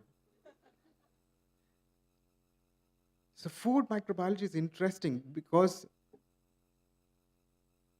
we have got to study different microorganisms, right? But there's more to it. There's more of regulatory and there's more of requirements that come in. As a student, when you complete your 4 years, 3 years of now, it's only 2 years PG, you complete and you go out, you are going into kind of a war zone in a commercial lab, if you're going to get into a commercial lab, and you ought to know the specification, maybe the Bureau of Indian Standards specification, maybe the FDA and BAM. So is it only the requirement of the lecturers to give you that knowledge, or as an MSc student, you are supposed to see and look out what is more in there? So it's the student's responsibility also to try and assess where you're going to be placed into. I've seen like most of the students, oh, you're going for research, let me also go in for research. But there's more into microbiology. More interesting facts are there. There's something called soil microbiology also. There's a different field. Some are into genetics, so you're going into genetics. So it all depends on your interest. So requesting the lecturers to give importance to the interest of the student. My fourth point is try and avoid rote learning and give emphasis on 3 R's, that is read, write, and read, write, and 3 R's, read, write, and reproduce. So what exactly is happening over here is that when you give importance to a non-theory part of education, you give more practical education and let the students understand the practical aspect and then answer. That should be the concept rather than giving only theory and giving based on the practicals. And introduce the students to the current requirement of the industries. Maybe you have to invite industrialists, so the industrialists introduce the new topics to the students. And likewise, give soft skill training to the students. Now, what do I mean by soft skill training?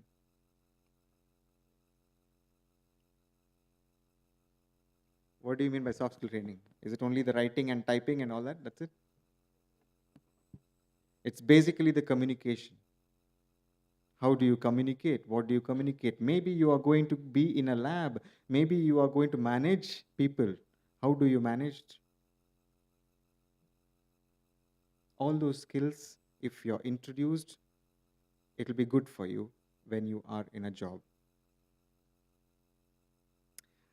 I somehow feel that the syllabus, what we are teaching, what the colleges nowadays, I'm not generalizing, I'm specific only to the Josephs, but in general, what I'm seeing is that syllabus seems to be a little way behind of the industry's requirement.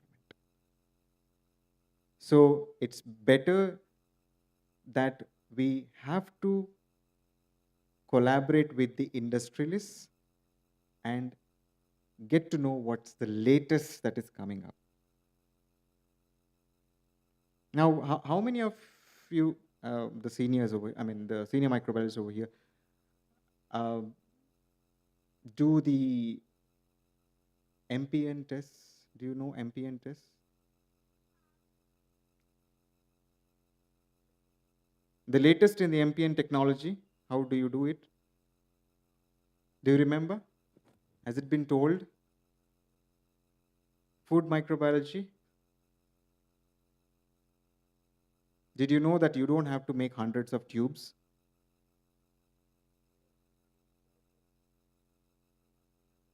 You'll not remember?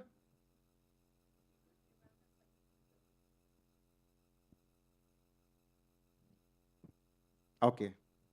We'll have another round of discussion after this about this topic, because I know sometimes I feel very sad that the students don't respond to the basics what they have learned.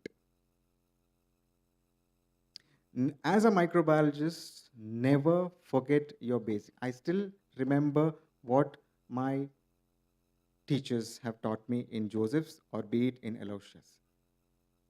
The first ever classes. I still remember the immunology classes done by Beatrice ma'am. I still remember the IG structure, what she drew. I still remember Denny John's class where he taught me the streaking of the plates and the entire, how do you identify. I remember the soil microbiology and the mycology classes taken by Vanita ma'am, and also Wilson sir was there here somewhere. Yeah. though I'm not in the field of microbiology anymore. I'm no more in the field of microbiology. But I still do remember. So it's very important that you all remember what you have paid for to study. You've all come here paying the fees, right? There's a purpose. All right.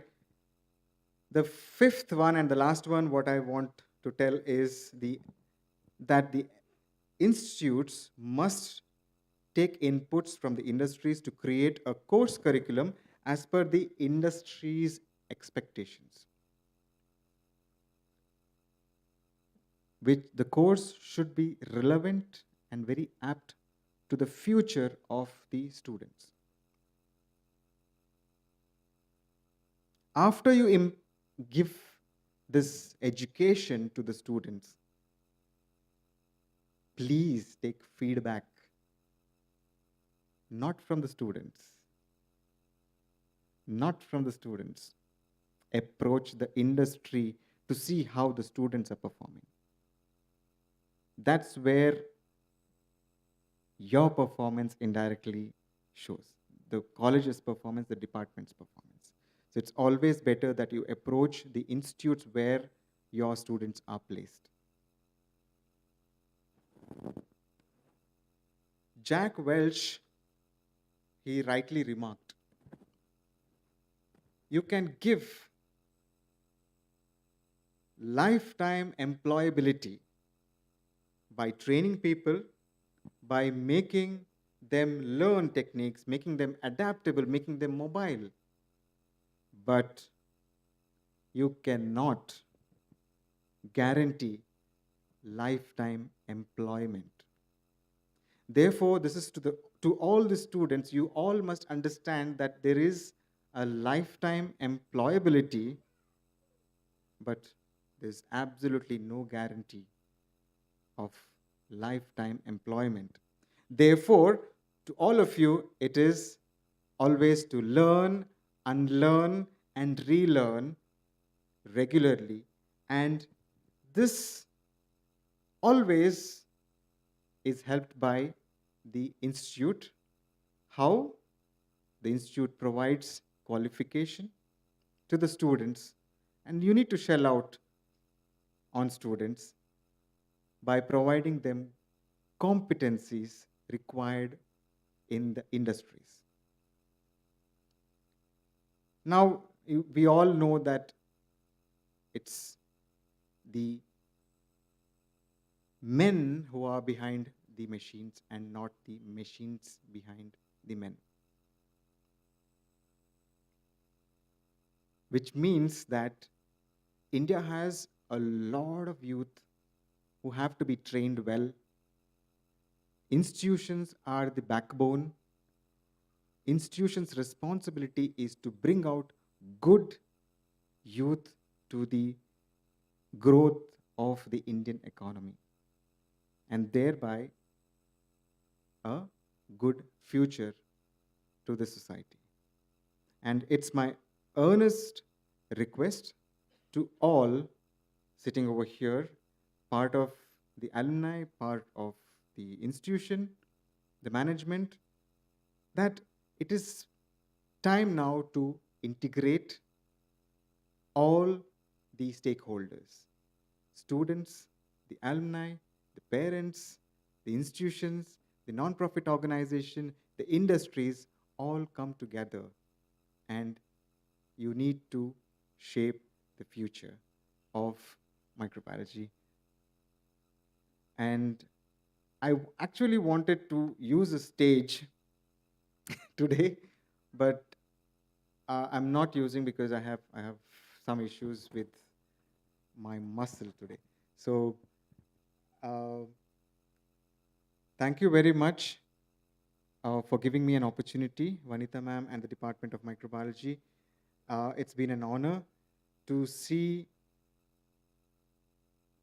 this institute once again after so many years, and I wish all the very best to all the students, that the future is there for all the microbiologists. It's not only because it is COVID, but there is. Only thing is we need to seek the opportunity and look for opportunity. Thank you very much. Over to you.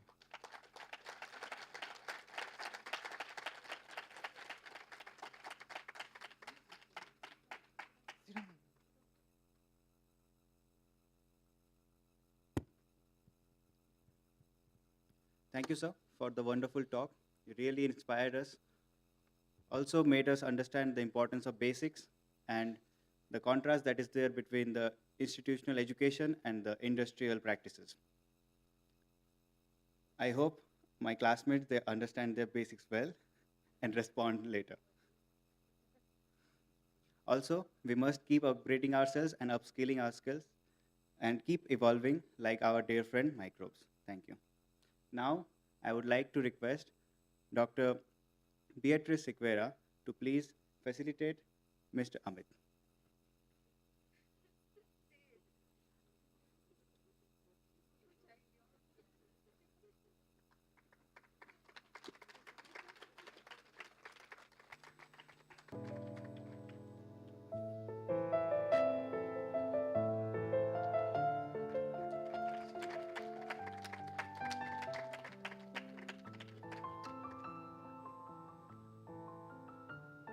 Thank you.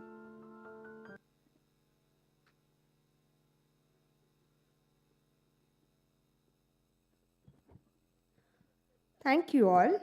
Now I invite our next speaker, Ms. Namrata Lobo, to please come on the dais and take a seat.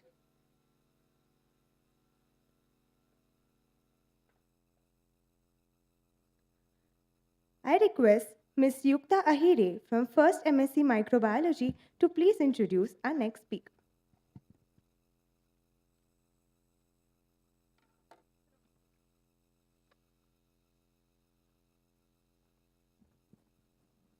Hello everyone. It gives me immense pleasure to introduce Ms. Namrata Lobo, a former Josephite who completed her bachelor's in microbiology from St. Aloysius College, Mangalore, and master's in microbiology in the year 2020 from this prestigious institution.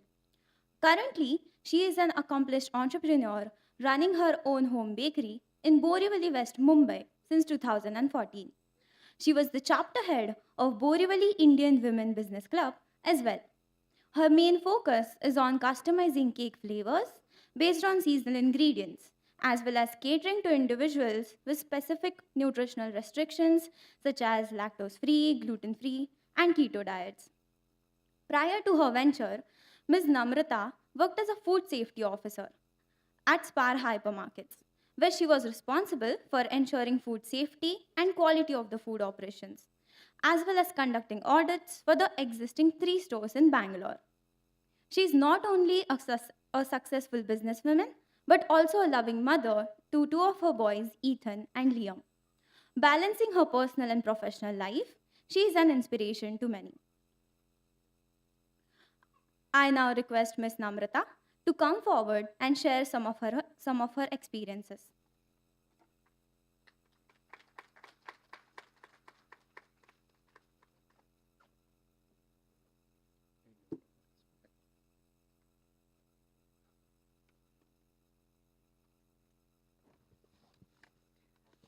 Good afternoon, everyone. It gives me immense pleasure to be here today at the 25th year celebration of the microbiology department, and also an honor to share the stage with such notable speakers. When Mamta, she's my dear friend, right now into the faculty, she called me and 2 months back and said that, Namrata, we're going to have a alumni meet. And I said, I'm going to be there. And then she asked me if I could talk about a topic which is very dear to me right now, but was an uncharted territory a couple of years back. So I would start with a quote. If you're not growing, you are dying. And it is not this and this. It is when you don't step up into the new era, you don't take your dreams, your passions to the next level, that is the end. Every hobby, every passion, every dream, You have to strategize, you have to innovate, you have to get inspired every single day. That is when you will see, as one speaker said, growth. So that's called growth. I'm going to just take you through my life's journey here.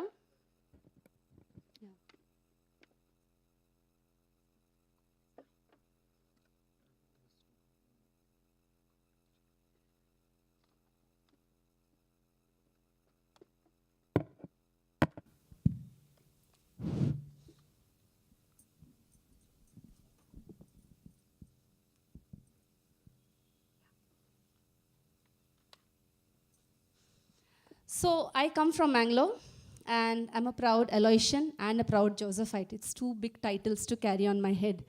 So, I just saw, be a Josephite, always a Josephite, and it's always be an Aloysian and always an Aloysian. So 2 titles to carry. Where I completed my bachelor's in microbiology with my majors in chemistry, microbiology, and botany, and then moved to St. Joseph's College to pursue my MSc in microbiology.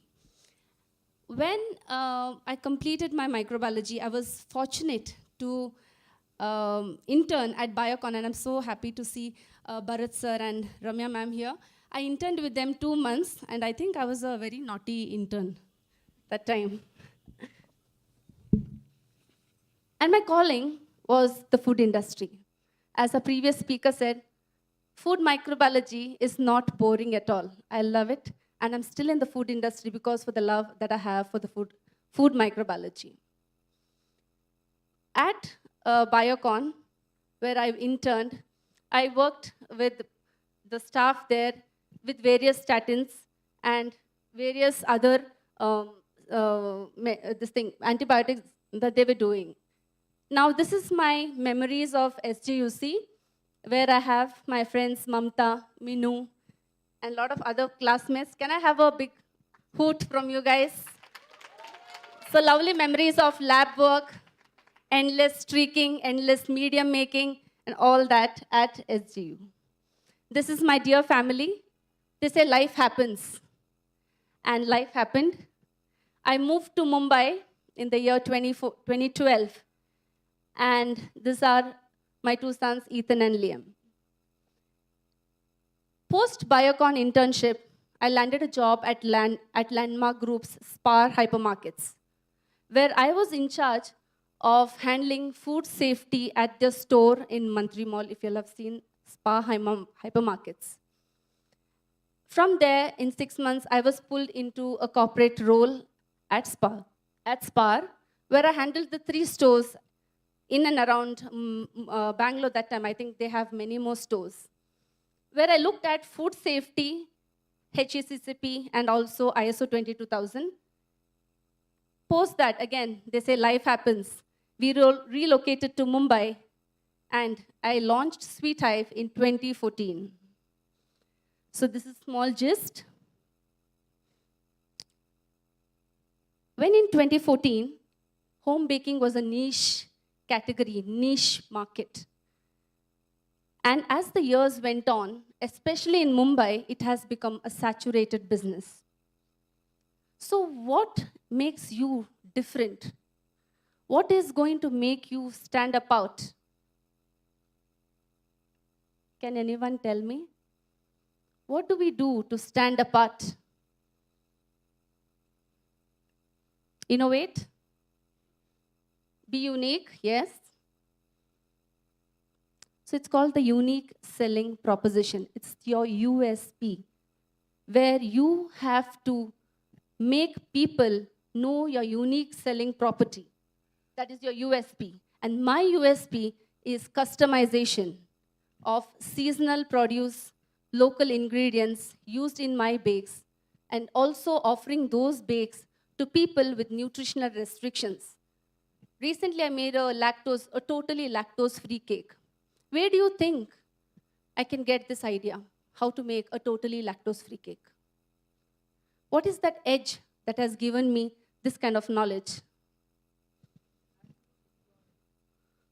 Yes, the child is lactose intolerant. There are clients who are gluten intolerant. There are clients who are vegan. There are clients who are keto. So it was me being a microbiology student that has helped me have that extra edge. I'm able to convince my clients and cater to them brilliantly because of that extra edge that I have. Don't we all study metabolism of fat? Metabolism of sugars? We study raising agents. We understand shelf life, which I learned at SPAR. We used to work with private labeling, that is producing in a different factory as per industry specification. And I was in charge of handling this shelf life studies. Creating natural fermentation products to increase shelf life. As a home baker, so that's the difference between home baking and commercial baking, is that we make products which are devoid of chemical preservatives, of colors, if required by the customer, devoid of any other third chemical property into the product. So using natural fermentation is a new technology. And how do a home baker understand that? Only if they have a background of science. Otherwise, any vendor can sell me anything and say this is a naturally fermenting product. So germinated wheat, germinated malt are these products which I use to create extra shelf life, still calling it natural. And different food handling and food safety, one of the key main important areas. Still, I feel India lacks in food hygiene, even in established centers of food. You must have seen a lot of Instagram reels where food handling in India is not at all up to mark. Somewhere there's a small lapse in food safety, not as microbiologist, but as a person who is even selling, like I come from Mumbai right now, even selling vada pav. I would love if he was wearing gloves. I would love if he was wearing a hairnet. But does it happen in India? Would you go to a place which ensured food safety? Would you take your children there? Yes. So these are the small things that as a microbiologist has helped me give an extra edge to my own clients, to my own customers, and create a niche product in the Mumbai market. Now, 2014, when I started Sweet Hive, I made a lot of mistakes. And I have put up few points that I would not do if I was equipped with this knowledge. And things that I would do differently are initiate a trademark registration, create P&L. What's a P&L? It's a profit and loss. And come out of this glorified hobby home baker. When you're a glorified hobby homemaker, glorified hobby person, you don't maintain balance sheets. You don't maintain any type of expenses incurred. You just put a product price without understanding whether you're actually making profit to have a sustainable entrepreneurship. So this is what I would do differently. Create a sales funnel. I'm sure some of you guys must be already in sales here. Creating sales funnel where you can filter the clients that you would want to cater and clients you do not want to cater. When you're a budding entrepreneur, you have to cater to different types of clientele because you have to run the show. But at a certain stage, when you're at a certain stage, you can filter through your clients to create the clientele that you want to serve, and that can make you grow better and happier. Create ad campaigns based on target audience. So what's a target audience? All of us on Instagram, Facebook use sponsored ads. We use demographics. We use target audience. So who's my target audience? When I say nutritional restrictions, it would be children. It would be diabetic people. It would be people with, say, eczema, gut-related issues. So you should understand what's your target audience and create ad campaigns based on that. So guys, this is not coming from any Wikipedia. This is my This is the knowledge that I have gained over the years as an entrepreneur, where the mistakes that I have made, probably if you all are going to be budding entrepreneurs, make sure you click a picture of this slide and remember to do these things. And the last point that I put here is join networking platform earlier. So our guest speaker today mentioned academic networking. And even Mr. Lionel here mentioned networking. And even the student here mentioned networking. Your networking is your net worth. So why do we network? Even academicians network. Food and hospitality industries network. Why do we network? To innovate, to know industry standards, to brainstorm, to strategize. I have been a part of a networking club in Mumbai, which is called the Indian Women's Business Club. I was the chapter head for 2 years, consecutive years, leading the chapter of 55 women with different businesses. And one thing is common to all. If you're a poor networker, you cannot have, as Mr. Lionel said, have realistic goals. You will always have goals that are your dreams. So why networking and how networking is what I'm going to talk to you today. So this is a slide which shows a small diagrammatic representation of how networking can help you reach masses, can create infinite referral systems. So if you see that blue guy there, he's connected to the yellow one on the left, to my left. There's a yellow one or a green one on the left here. And see his contacts. See his contacts. He's going to get contacts. Can you all tell me, where does this happen? It's very simple. We all do it on an everyday basis. Social media, we update on our WhatsApp status. We update on our Facebook status. What are we doing when you update something on status? We are trying to touch each other's network. Do you think your family member, I've experienced this, it's your family and your closed ones, your extended family and your neighbors who are the least interested in what you are doing? Isn't it true? Are they supportive? So what do you do then? How do you get out of this, I would say, traumatic experience? How do you get out and be there and still try to win? Is join a tribe that will support you, that will cheer for you, irrespective of what you are, without passing judgments. So, exactly what I'm going to share, that when Alumni Meet was happening, imagine everybody shared it on their status. Everybody shared it on their Facebook story, every other social media platforms. What would be the reach? Wouldn't it be great? We would have probably a house full today. And because I'm a networker, I was hoping for a house full. Didn't happen. So next time, for the students here, whenever you're going to do an alumni, probably next time, you can tap on network. Why a network helps you or gives you that extra revenue versus paid advertisements? Everybody knows what's the Facebook algorithm or an Instagram algorithm. In 40 minutes, if someone doesn't like your post or comment on your post, Instagram is not interested to show it to others. They'll say, why would I want it to show it to others? What they want you to do, when you feel failure, that nobody's liking my post, not seeing my post, I worked really hard, is you're going to go and do boost ad. Do a sponsored ad. But is it going to give you lead generation? Is it going to give you real revenue? You might get only inquiries.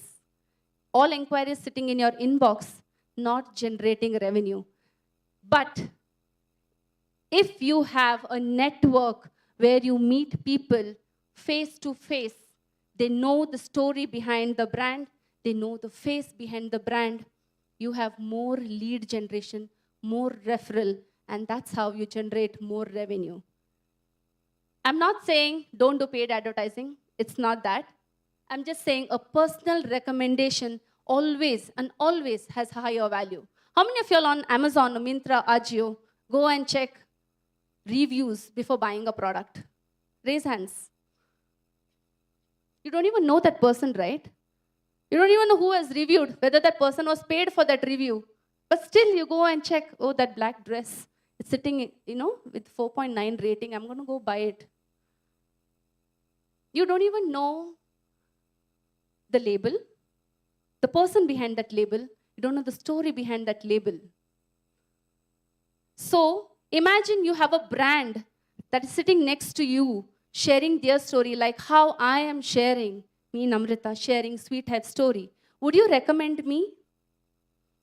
If you knew me, I'm not saying go and recommend me. I'm just saying, if you knew me, knew my hard work, knew my background in science, you would recommend me, and that has more value than paid advertisements. So the last slide, I don't want to pull it ahead. Attributes of networking. How networking can cause joy, can bring in more revenue. So create a great referral system, which is an infinite tier referrals. I refer A refers B, C refers to me. It's infinite. So there, if you go back to Google and check on infinite tier referrals, you will see amazing graphic representations of how you can create infinite tier referrals. Now, when I'm coming here on stage, I'm talking to you, it's after many years. But if I woke up, went to a networking meet where I met people of similar ideas, similar strategies, I am actually building my own personality. I am changing my perspective. I am changing my outlook based on someone's, say, life story, someone's personal experience. And that is what I mean to say helps in personality development, and those are called intangibles. They will not show in revenue. They will show in your personality. And as Mr. Lionel said, in the way you communicate, in the way you bring about change in your own personality to reach to masses differently. Networking has a better conversion ratio versus paid advertising, which I already mentioned. Real business with real people. So when you're in a group with a lot of entrepreneurs and you know their brands, it's actually meeting the brand, meeting the face. Gain inspiration from others' struggles and journeys. So what is struggles and journeys? And as I said, I walked into networking, which was an uncharted territory for me. Someone spoke to me about networking. If that ex-person didn't talk to me about networking, would I be on stage today talking to you all about it? I wouldn't. So you need to gain inspiration from the struggles and journeys of others, and that only happens when you network. If you're going to sit at home, that I'm going to do tomorrow, say a lemon pound cake, but I don't know my target audience, I don't know whom I'm going to cater, how I'm going to do a packaging, will you be able to justify your entrepreneurship? You know, when we get out of college, learning stops somewhere. Especially if you become a homemaker, you are in motherhood. Education takes back seat. We are in that rut. We are doing chores every day. But we need to get out there. Do small short-term courses. Meet people. Even meeting person half an hour, you might get a brilliant idea. And that was that slide. I said, one brilliant idea can change you. Next, the revenue discussion can cause motivation. Can all products be sold similarly throughout the year? Some products are seasonal, like I have a mango cake. Can I do mango cake in the month of October? Until and unless I used a packed mango puree. But if I'm going to say fresh Alfonso mango cake, I can sell it only in the mango season. So we have our peak seasons, we have our off seasons. But when you sit with people, when you discuss revenue, and you're feeling low that you have not reached your targets, Someone's story can actually motivate you for the next season. So that's revenue discussion. And when you network, like I network with women because women have similar problems. And that creates a tribe feeling, that creates a support system. So I urge, if you are going to be a budding entrepreneur, please look at joining a networking platform that can give you that kind of support system. This is just a diagrammatic representation of what revenue can be from not being in a networking to being a networking, into a networking platform. Just, there is a 10x growth there that has happened from 50 count of customer to a 500 customer count. So that's the trajectory. Now, this is for the young entrepreneurs here who are going to probably bring out their own brands. Define your target audience. I already spoke about it. Understand your demographics. When you do ads or whenever you network, you need to know age, gender, community, location of what product you're selling. If you have, example, a glass product which is glass encased, what's the difficulty? Fragile? Handling? Can you do returns if it's a damaged product? What will you do if the product comes to you? You can do nothing about it. Already we know in food safety, glass is a hazard. You can't do anything about it. So understand your demographics. Go to small coffee meets in the city just before you have a good season coming up. I have a good season in December. So when should I network? October.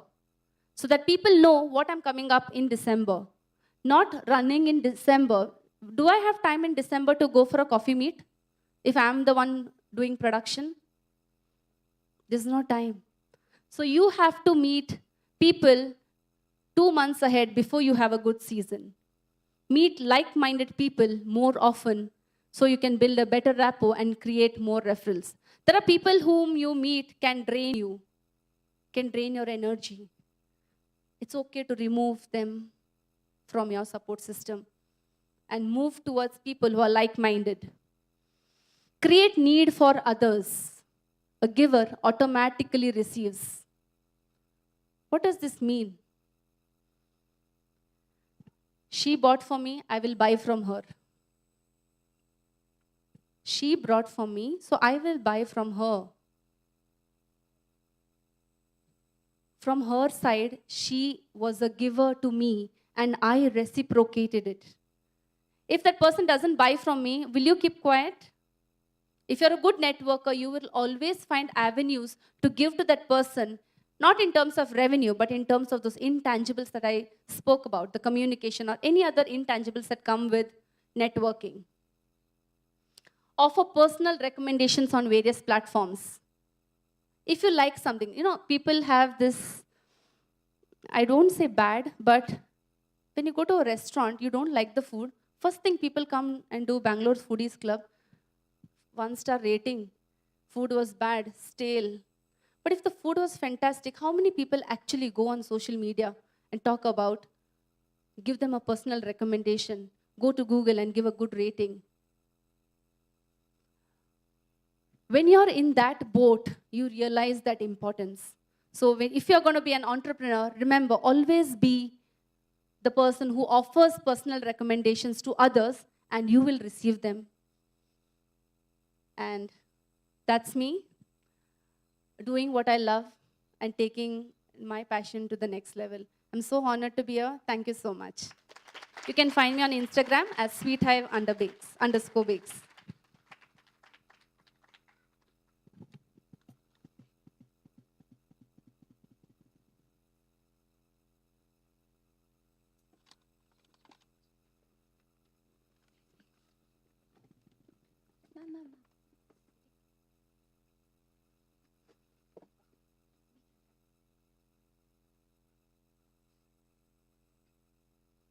Thank you, ma'am, for sharing your story with us and telling us how studying microbiology can give you an extra edge in the world of entrepreneurship. Now we truly believe that networking is not just collecting contacts, but networking is also planting relations. May I now request Dr. Vanita NM to kindly felicitate Ms. Namrata Lobo.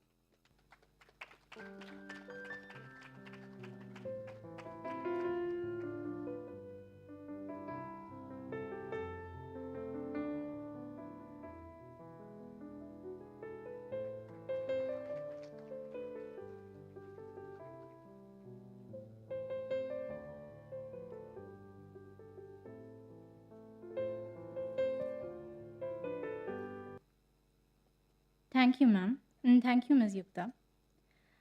Now, may I invite our next speaker, Mr. Joyston Pereira, onto the dais and to kindly be seated. I invite Mr. Andrew D. Lopez from 2nd MSc Microbiology to introduce our next speaker, Mr. Joyston Pereira.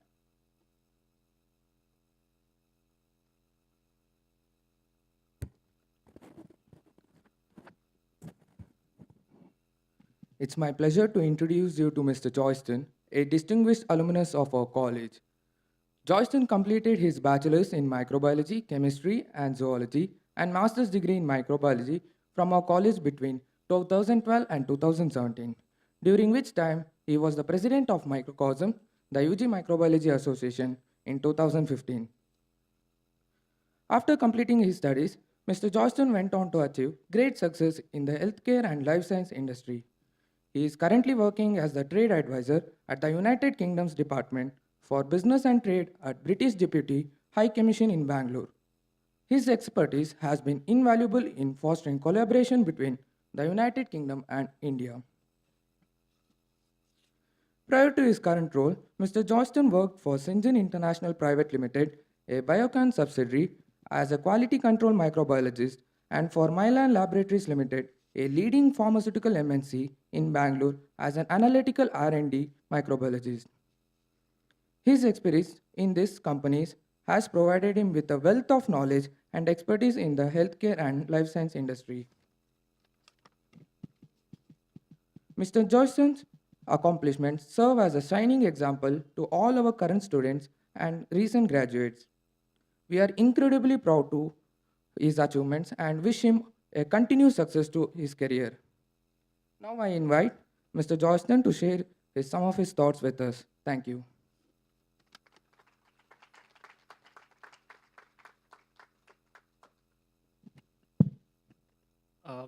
First of all, thanks everyone from the faculty for inviting me here. When I walked through those doors, I never thought, the next time after I sat in the middle row for my graduation that I'd be up on the stage and sitting there and looking at my picture.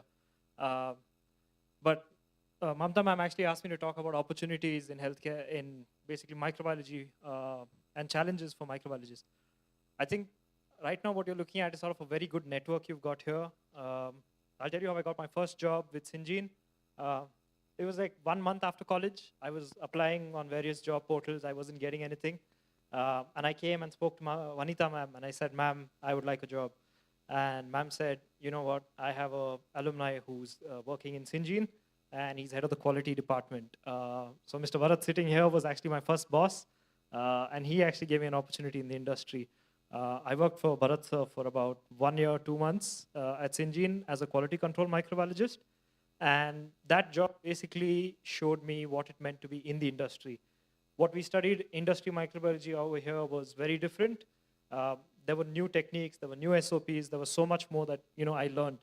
And using that base, I sort of moved into Mylan Technologies, Mylan Laboratories at the time. And I worked as an analytical microbiologist for about 8 or 9 months there. Interestingly, I found out about my job application, my current role, not even through any contacts, not through any networks. It was on a job portal. And it was on a job portal you wouldn't even imagine. It was on Biotechnica, where you would never expect this sort of a role to be published. So a lot of people came up today and spoke about networking, what it means to network. I think the most important thing you can do right now, if I'm just looking at this batch out here, there are so many of you. How many of you are actually on LinkedIn? Can I see a show of hands? Okay, so majority of you. How many of you actually have a good LinkedIn profile and not just as an Instagram platform where you're just posting stuff? How many of you are actually networked with some really good recruiters, with QC heads from various companies? How many of you are actually following the companies you want to work for? That is something you should be doing with your LinkedIn.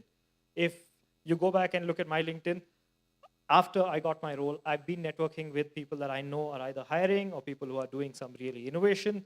So that's the kind of focus you need to have. LinkedIn is also perfectly great for jobs. It's very good to know what the industry is looking at. So build up your LinkedIn, build up your network. I think when I passed out from here, and I think some of my batchmates, I've got my seniors, I've got Ninoshka, Alicia, Tabitha out there in the crowd I can see. I've got Meghna, who's my junior, and a couple others. So I think one of the challenges we faced when we walked out was we had no idea about what jobs were there. I still remember coming and speaking to Jyoti ma'am, Shalmili ma'am, and saying, we're not getting jobs. A lot of my batchmates are in PhDs right now. I've got, off the top of my head, I think I have one batchmate in IIT Bombay. I've got one batchmate in NCBS doing a PhD. I've got one in IISc, one's in the US doing a PhD. So all of us, when we started out, we were not sure where to start from. At that time, it was JRF, do your net JRF, and if you got into it, you were going into academics. Now you can go into academics either for research or you can go into teach. At that time, not many people wanted to be a professor because I think there were about 26 of us, 25, 26 of us. I think only 1 or 2 are currently teaching, as far as I remember. But a lot more of them moved into research. And those who didn't go into research did not know what to do in the corporate world. We searched everywhere. We tried applying for a lot of jobs. But I think what I'd say is, first, before you step out of here, know what you want to do. Do not just follow the pack. Don't say, I want to do a PhD because, Dr. Jyoti Williams sounds nice or Dr. Beatrice sounds nice.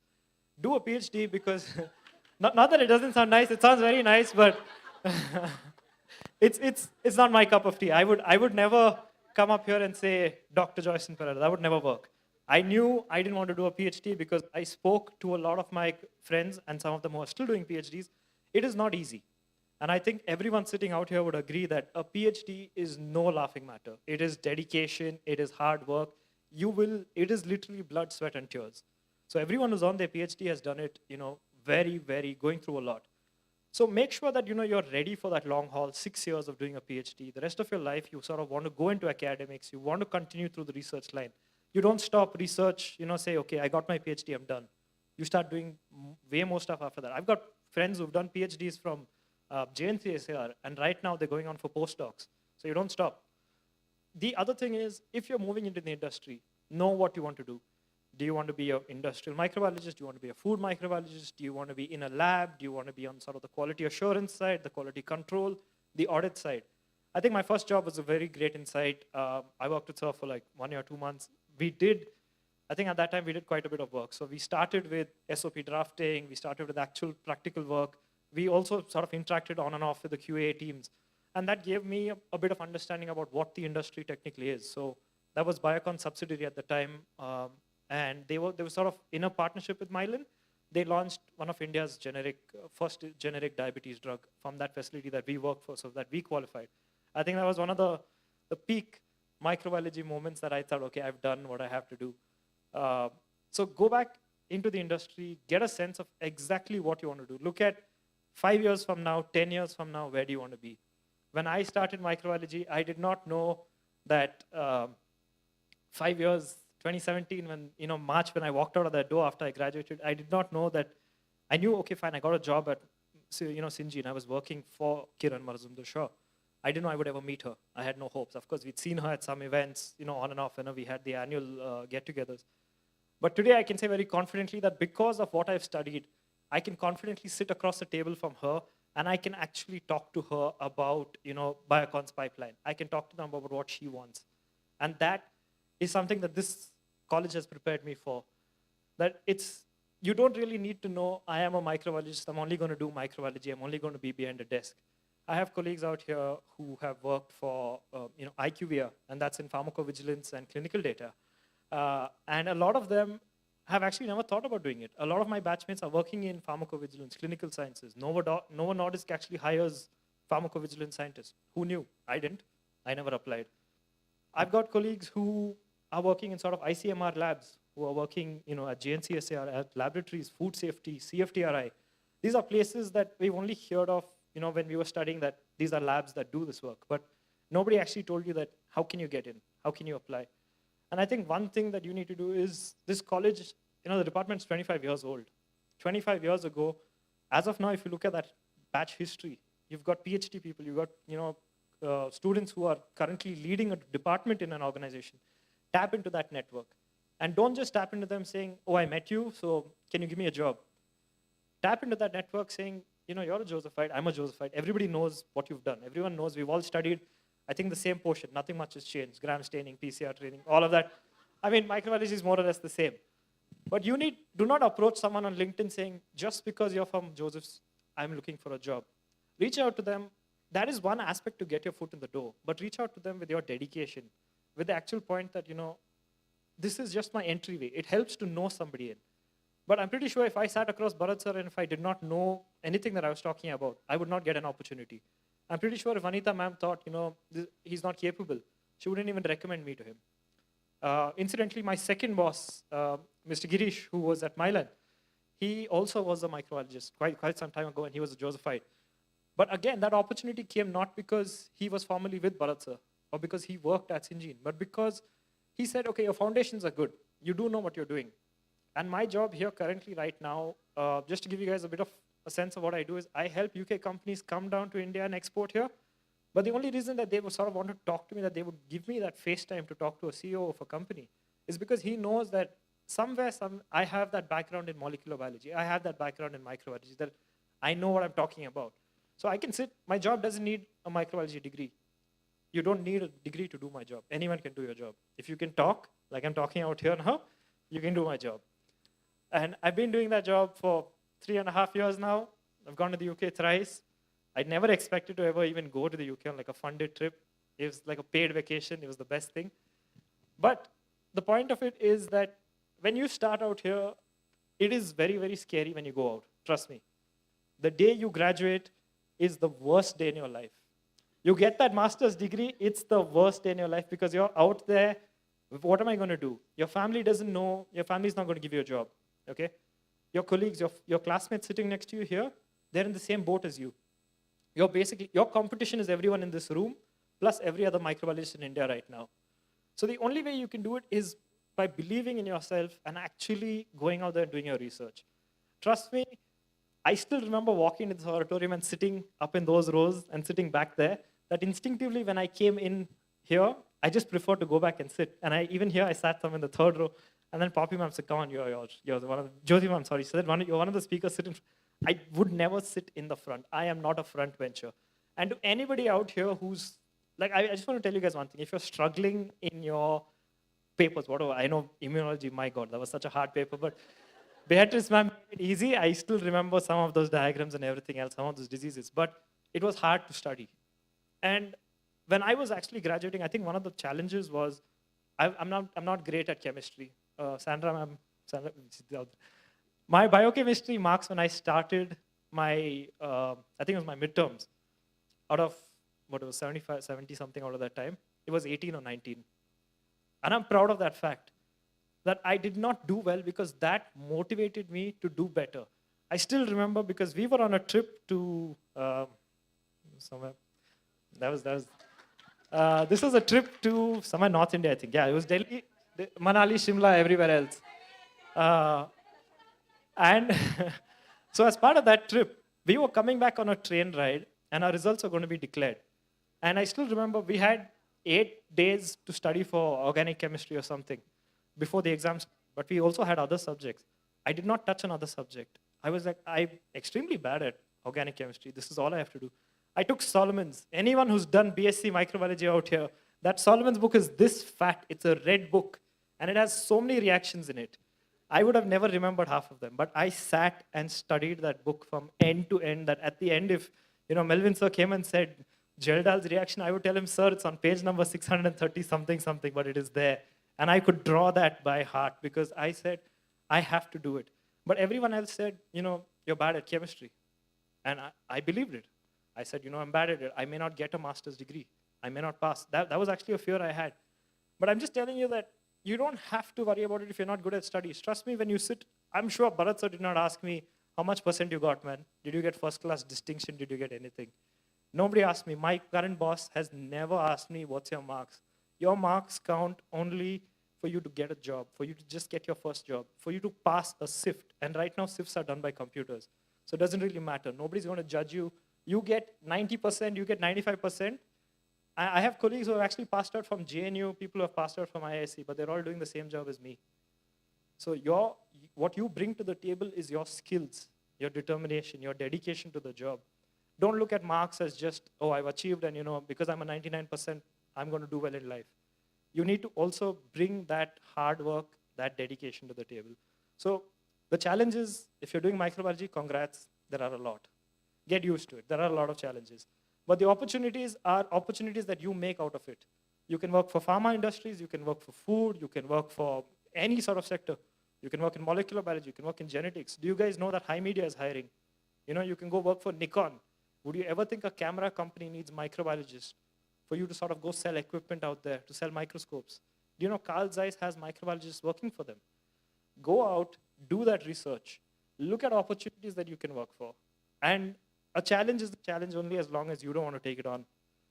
I'm telling you, you will face many. I'm honestly standing here, I don't even feel distinguished alumni, considering the number of, I'm just looking at the crowd, there's like PhDs and there are people with 20, 25 years experience here. But the point is, if I can do it, and if I can come on this stage, I don't see any reason why anyone out here can't. So, just the world is yours, just go out and conquer. Thank you.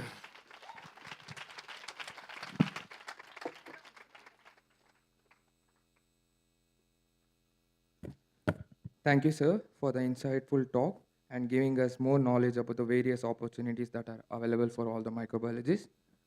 Now may I request Dr. Syed Wajid to felicitate Mr. Joyston.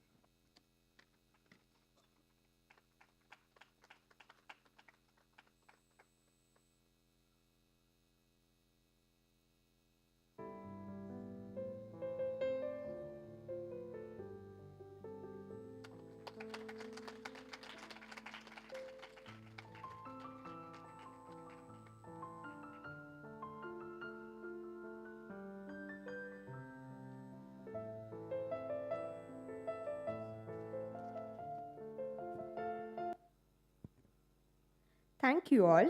The next and the last speaker for today is Dr. Sri Lakshmi Joshi.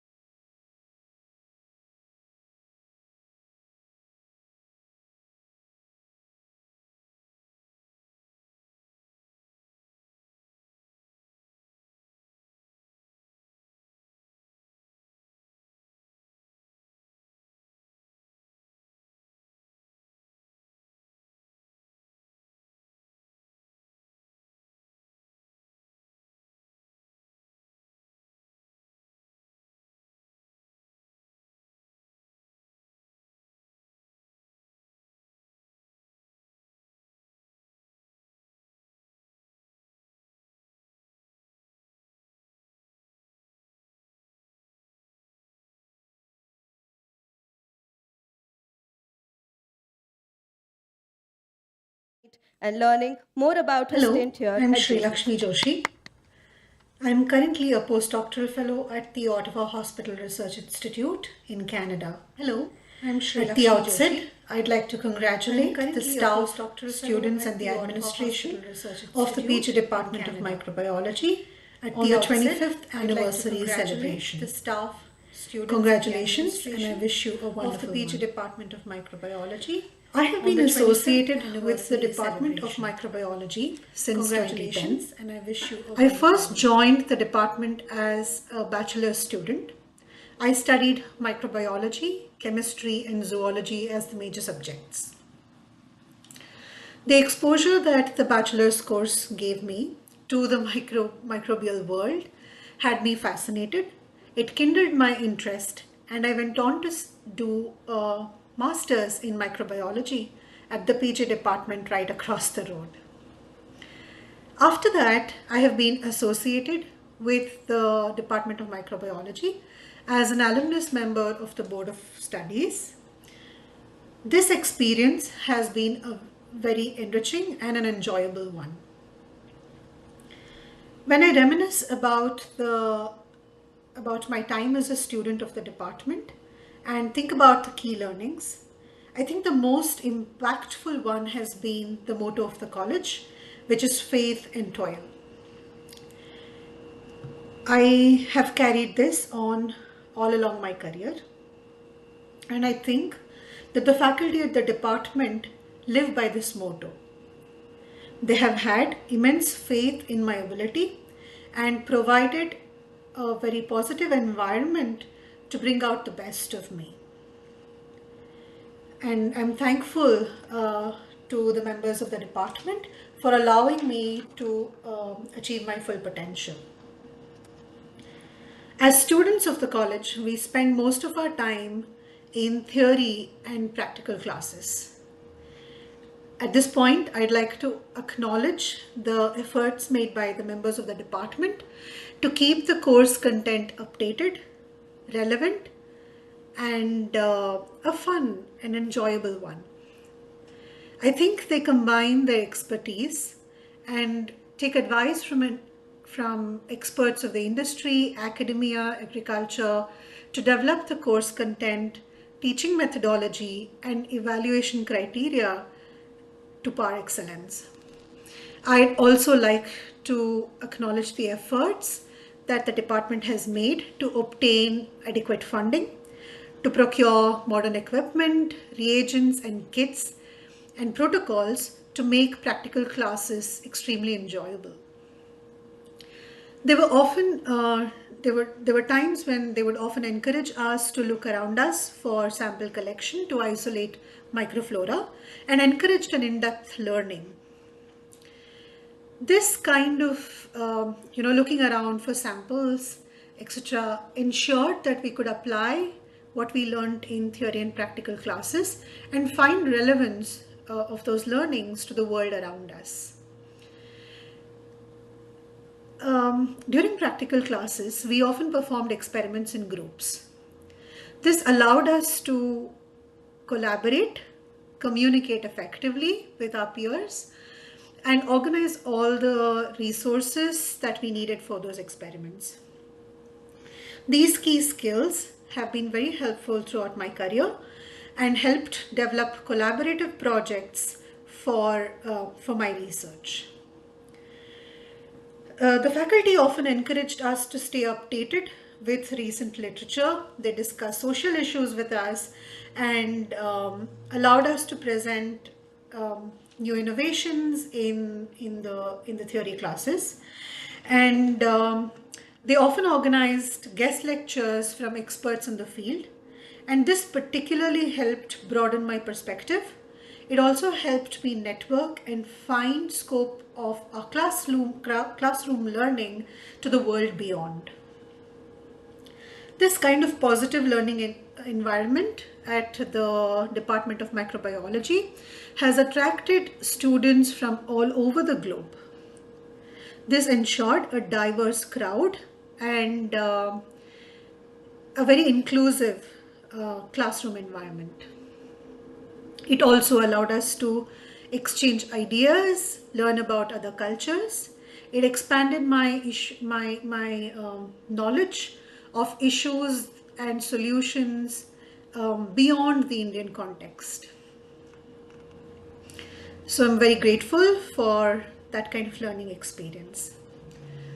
In the years to come, I wish the department every success. I look forward to meeting leaders, impactful individuals, and socially aware citizens that the department will produce.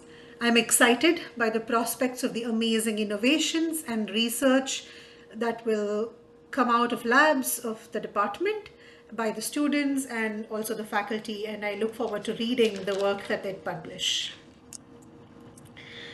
When I think about the future of the department, I envision a diverse, inclusive, enriching learning environment for all students.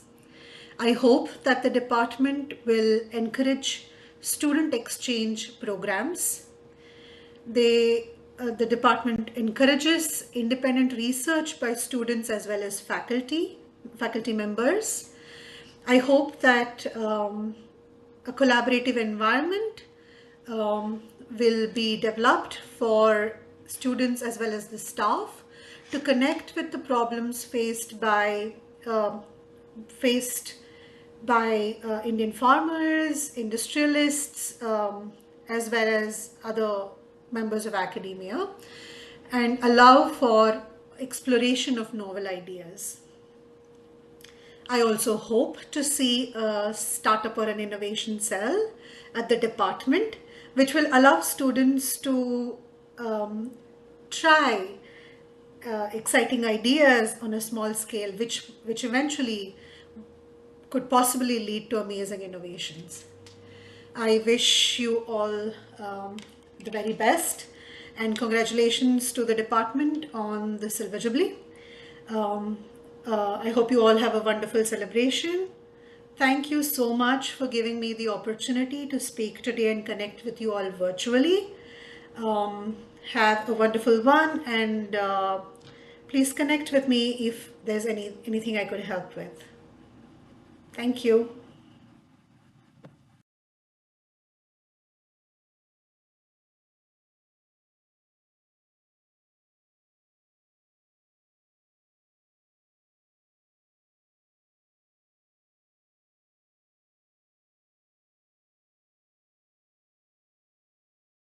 Memories for all of us. We thank ma'am for taking time out of her busy schedule and sending us her thoughts. Over to Yogata.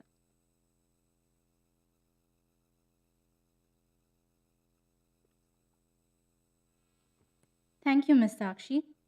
Now, I would like to request Dr. Beatrice Sequeira, Dean of School of Life Sciences, to please say a few words.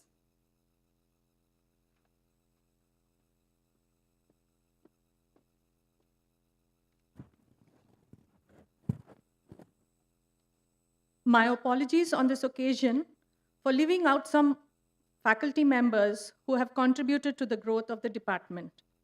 Dr. Wilson taught environmental microbiology and biophysics and who was an expert in this field. Dr. Sandra Miskett also helped our department by helping and teaching our students biophysics.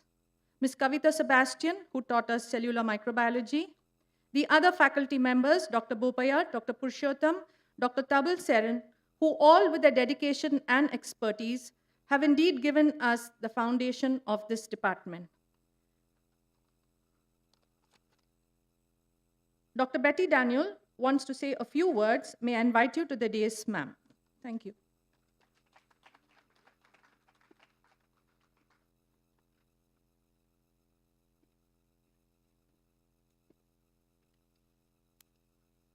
Yeah, I want the lights on. Thank you all very much because it was a short talk that I delivered in the morning. There were as I mentioned earlier in the morning, it is because of the teamwork. It is not because of one person or two person with me who helped us to establish this department. After I left the department, there were quite a few youngsters who joined the department and they brought it to this level. So I really thank them, and I love to wish them to continue this forever. And I also forgot, as Beata said, I apologize for not mentioning our dear colleagues, especially Wilson, who was our neighboring department, and he was constant source of encouragement. And for all the projects that we undertook in our department, he was a constant source and was a pillar of strength to Jacob, Paul, Rajamani, and myself. It was a very strong bonding that we had with the environmental science department. The reason is because we are neighboring departments and we were sitting opposite to each other. That brought us together. And as you all talking about networking, which is quite a new platform to me, though I already was in LinkedIn those days. So this networking is how powerful it is. As she said about from Bombay, I forgot her name, Namrata, and others also mentioned about networking. We have crossed that age and have come to the other part of the world. And therefore, I wish the new department, why I am on the stage is to say this. I wish the present department to insist more on research. I do one thing for which I received a lot of criticism from parents as well as from students. 25 years, I made all my BSc children to go to a neighboring slum and sit with them, teach them, and find out all the infectious diseases that they come into contact with and present a project on that. And that is how they learned infectious diseases, not inside my class, because I was a tough terror those days. They cannot come to the class without their project. So one parent came and gave a letter to Father Principal saying that her daughter will not get into slum. So I should exempt her from that. Father De Costa called me and said, she's the person in charge of the department. So Betty, what would you like to say? I said, please give her TC, Father. Let her go and join something else. Because if she's joining here, she's supposed to do this. And after that exposure to her, her father came with such big 1 kg sweet to the department and said, Karen has really learnt well, and I want to put her into microbiology. I think she's continuing microbiology. So that is the exposure that we all need. So I strongly suggest the present department to expose the students to the fieldwork, as Namrata and Amit, the other people who said here, communication and learning the diseases, not inside the class, definitely outside the class. I also have a very interesting experience of taking my students to Victoria Hospital or Bowring Hospital for autopsy. And every time that I take, 2 or 3 students will faint. In spite of that fainting, I would continuously take them for autopsy because they should know where is liver. They should not look for liver in the brain and brain in the lower part of it. Thank you so much.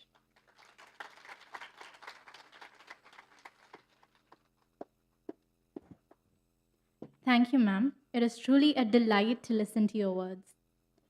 I now request Ms. Anisha Sharal Pinto to take over the further proceedings of the program.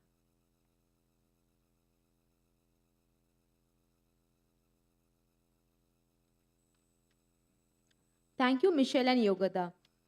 Good afternoon, esteemed alumni and distinguished guests. A very warm welcome to the cultural event. I'm Anisha Sharal Pinto from the Department of Microbiology, and it is my privilege to be your host for this afternoon. We come together to celebrate the shared history and experiences of this department. As we gather here today, we are reminded of the bonds that were forged during the time at St. Joseph's University and the lasting impact that this community has had on our lives. Hope you would love this afternoon as our team has made a couple of programs to keep you thrilled and entertained. Dance has a special art form, knows no bound, and can be understood and felt by everyone. This dance is a beautiful medley of some of our favorite Bollywood songs with a classical touch. These songs have fast and crisp beats that keep us moving, but also have soulful lyrics and an amazing melody that will touch our hearts. All these songs have been choreographed in a semi-classical style with shades inspired by the Kathak dance form. Let's put our hands together to invite the dancers Anusha Ajit Kumar and Malika Mukherjee from 2nd MSc Microbiology onto the dais.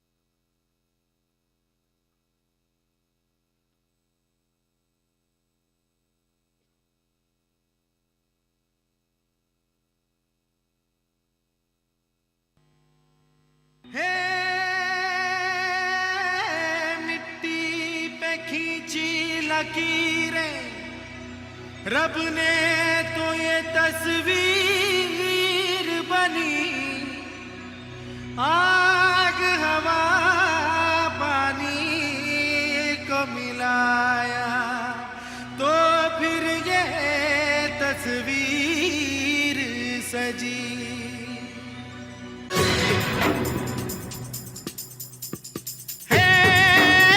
Manmohini तेरी अदा तुझे जब देख ले तो फिर गटा भर से झर झर झर झर झर झर झर नाच चमक चमक वो बिजली दीवानी है बेमिसाल तू कोरी कोरी अनछुई, तुझ में है कुदरत सारी खोई, तुझ में है कुदरत सारी खोई खोई, तुझ में है कुदरत सारी खोई खोई।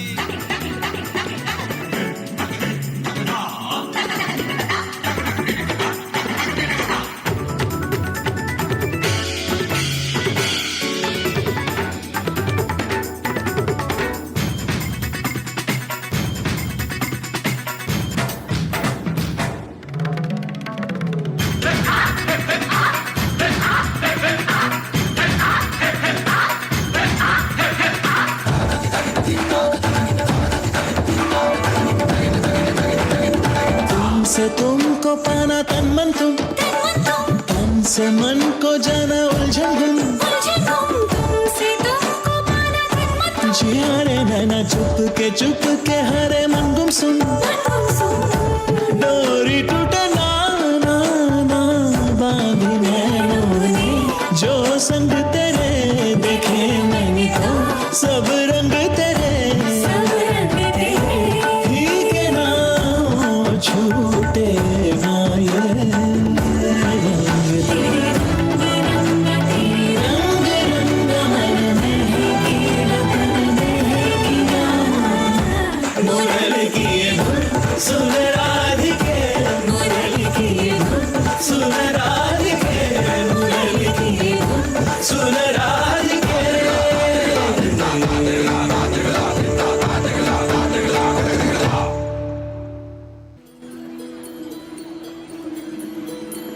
रघुकुल रीत सदा चली आई, प्राण जाए पर वचन न जाए।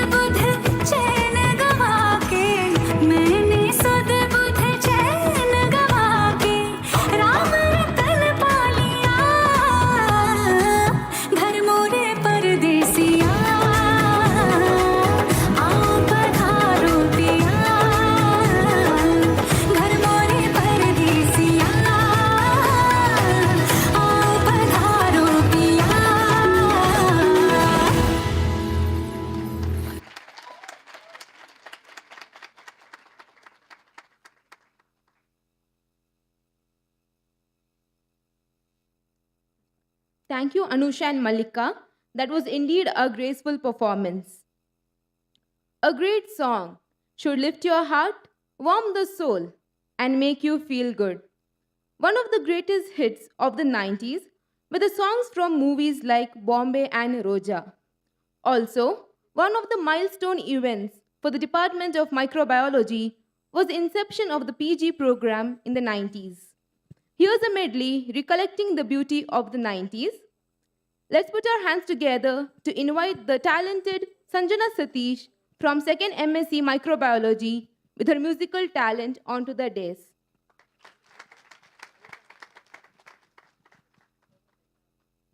Hello.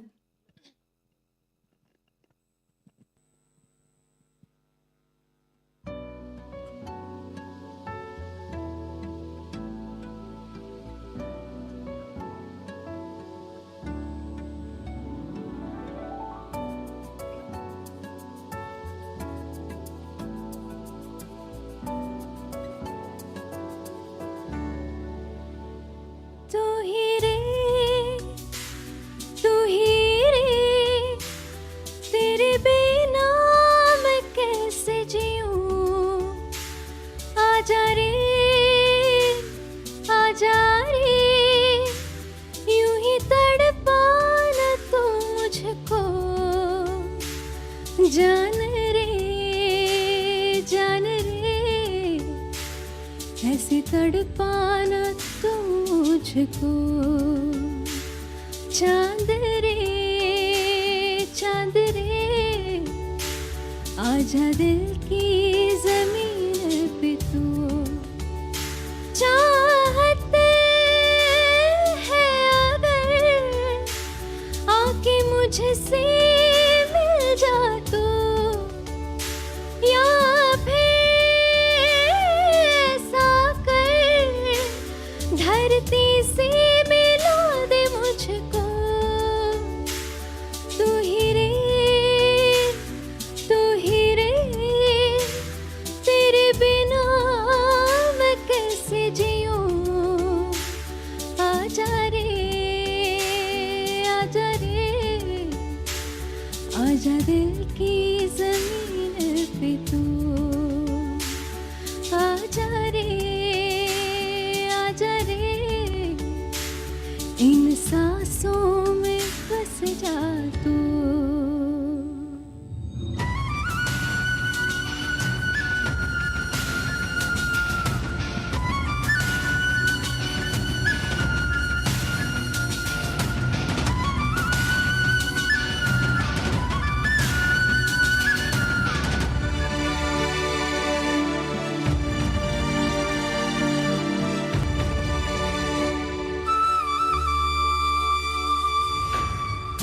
सांसों का देखो तुम पागलपन है, आए नहीं चैन, मुझसे ये बोली मैं राहों में तेरी, अपने बिछा दो ये नैन, इन ऊंचे पहाड़ों से जान दे दूंगा मैं, अगर तुम ना आए कहीं, तुम इधर जाना उम्मीद मेरी जो तोड़ो, उधर ही जहां छोड़ो मैं, मौत और जिंदगी अपने हाथों में दे दिया रे,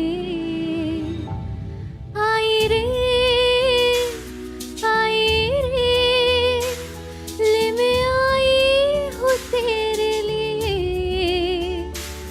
तोड़ा रे हर बंधन को प्यार के लिए, जान रे इन सांसों में बस जा तू, दिल रे इन सांसों में बस जा तू।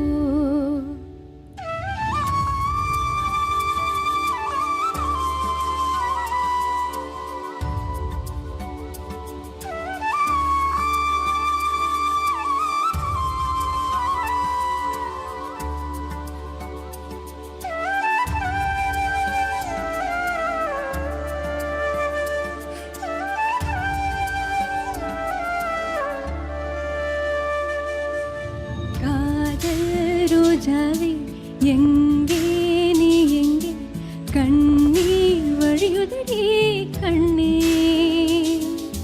காதல் ரோஜாவே எங்கே நீ எங்கே, கண்ணீர் வழியுதடி கண்ணே,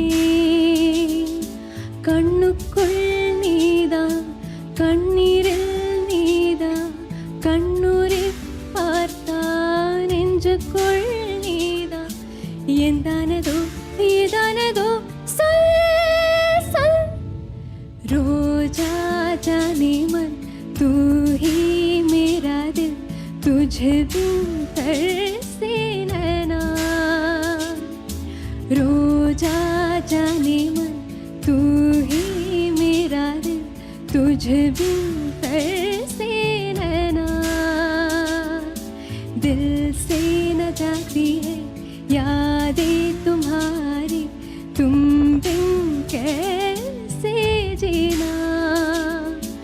आँखों में तो है, आंसू में तो है, आँखें बंद कर लो तो मन में ही तो है। आँखों में तो, ख्वाबों में तो राजा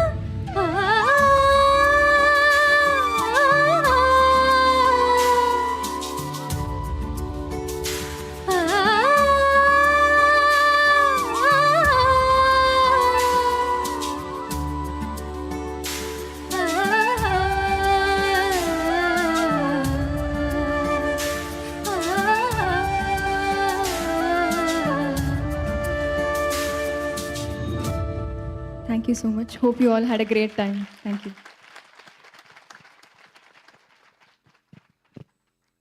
Thank you, Sanjana, for your melodious performance. Our cultural event comes to an end now. I would like to invite Ms. Shalmali Kamath, Assistant Professor, Department of Microbiology, to propose the vote of thanks.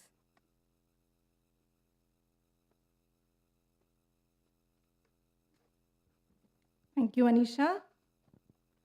Enjoy the little things in life, for one day you will look back and realize they were the big things. A warm afternoon to everyone present here. 2023 is a landmark year marking 25 wonderful years of the PG Department of Microbiology. And this Alumni Meet has been organized so that we can reminisce all those beautiful years. A successful event doesn't materialize by magic. A lot of hard work, sweat, and planning is putting to make it magical. On behalf of the Department of Microbiology, St. Joseph's University, it is my pleasure to propose the vote of thanks. I take this opportunity to express our sincere thanks to the Pro-chancellor, Father Swebert de Silva, SJ, Vice-Chancellor, Father Dr. Victor Lobo, SJ, Pro-Vice-Chancellors, Dr. Ronald Mascarenhas and Dr. Regina Matthias, and our Registrar, Dr. Melvin Colasso. We are grateful to all our founder members, Dr. Betty Daniel, Dr. Jacob Paul, and Dr. Rajamani for gracing the occasion today. Heartfelt gratitude to Dr. Beatrice Sequeira, Dean of School of Life Sciences, for her encouragement and much needed guidance. I extend our heartfelt thanks to Dr. W. Jyoti, Head of the Department of Microbiology. Congratulations and thank you to our PG coordinator for spearheading this entire event, and to all the staff of the department, because we have really worked tirelessly to bring this event to fruition. Thank you to all the former faculty members who have taught the department. Thank you for gracing the occasion and taking out time for us. Thank you to all the speakers for taking out time to address us, for all the insightful speeches. We have learned a lot from you today, and we will be reaching out to you so that we can pave a path for our students so that they can reach higher great heights. Let me congratulate and thank all the teams who have worked. I'll name just the teams. Due to lack of time, I'll not be able to take everybody's name. Registrations and hospitality team, stage team, souvenir team, the video team, live streaming team, and food committee. They have really worked a lot in the last over 4 to 5 months. To the MCs, Michelle, Yogada, and Anisha, and all volunteers who've played their roles on and off the stage. Great job today. Thank you for ensuring that the event went smooth. Yes, a big round of applause to all the volunteers.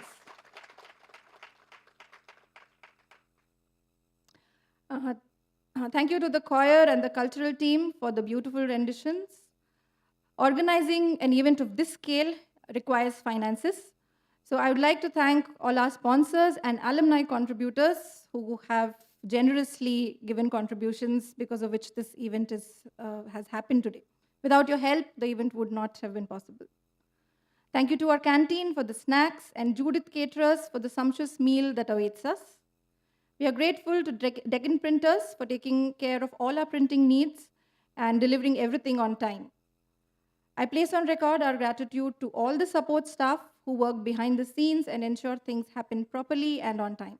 Thank you, Jimmy, for managing the auditorium so well, as always. Jimmy's not there. Is there? No.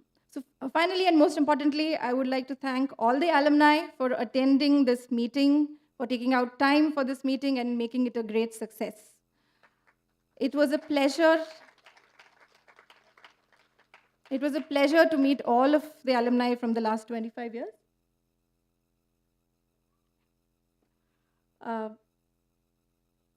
So we hope to have many more such interactions, maybe not next shouldn't happen after 25 more years. We should have them more frequently. I would like to thank Vishnu for covering this event. And yeah, so if I've missed out anybody, I'm extremely... Maitri, thank you so much, Maitri, for also covering the event. With that, I would like to conclude the vote of thanks. Thank you very much. Have a good lunch.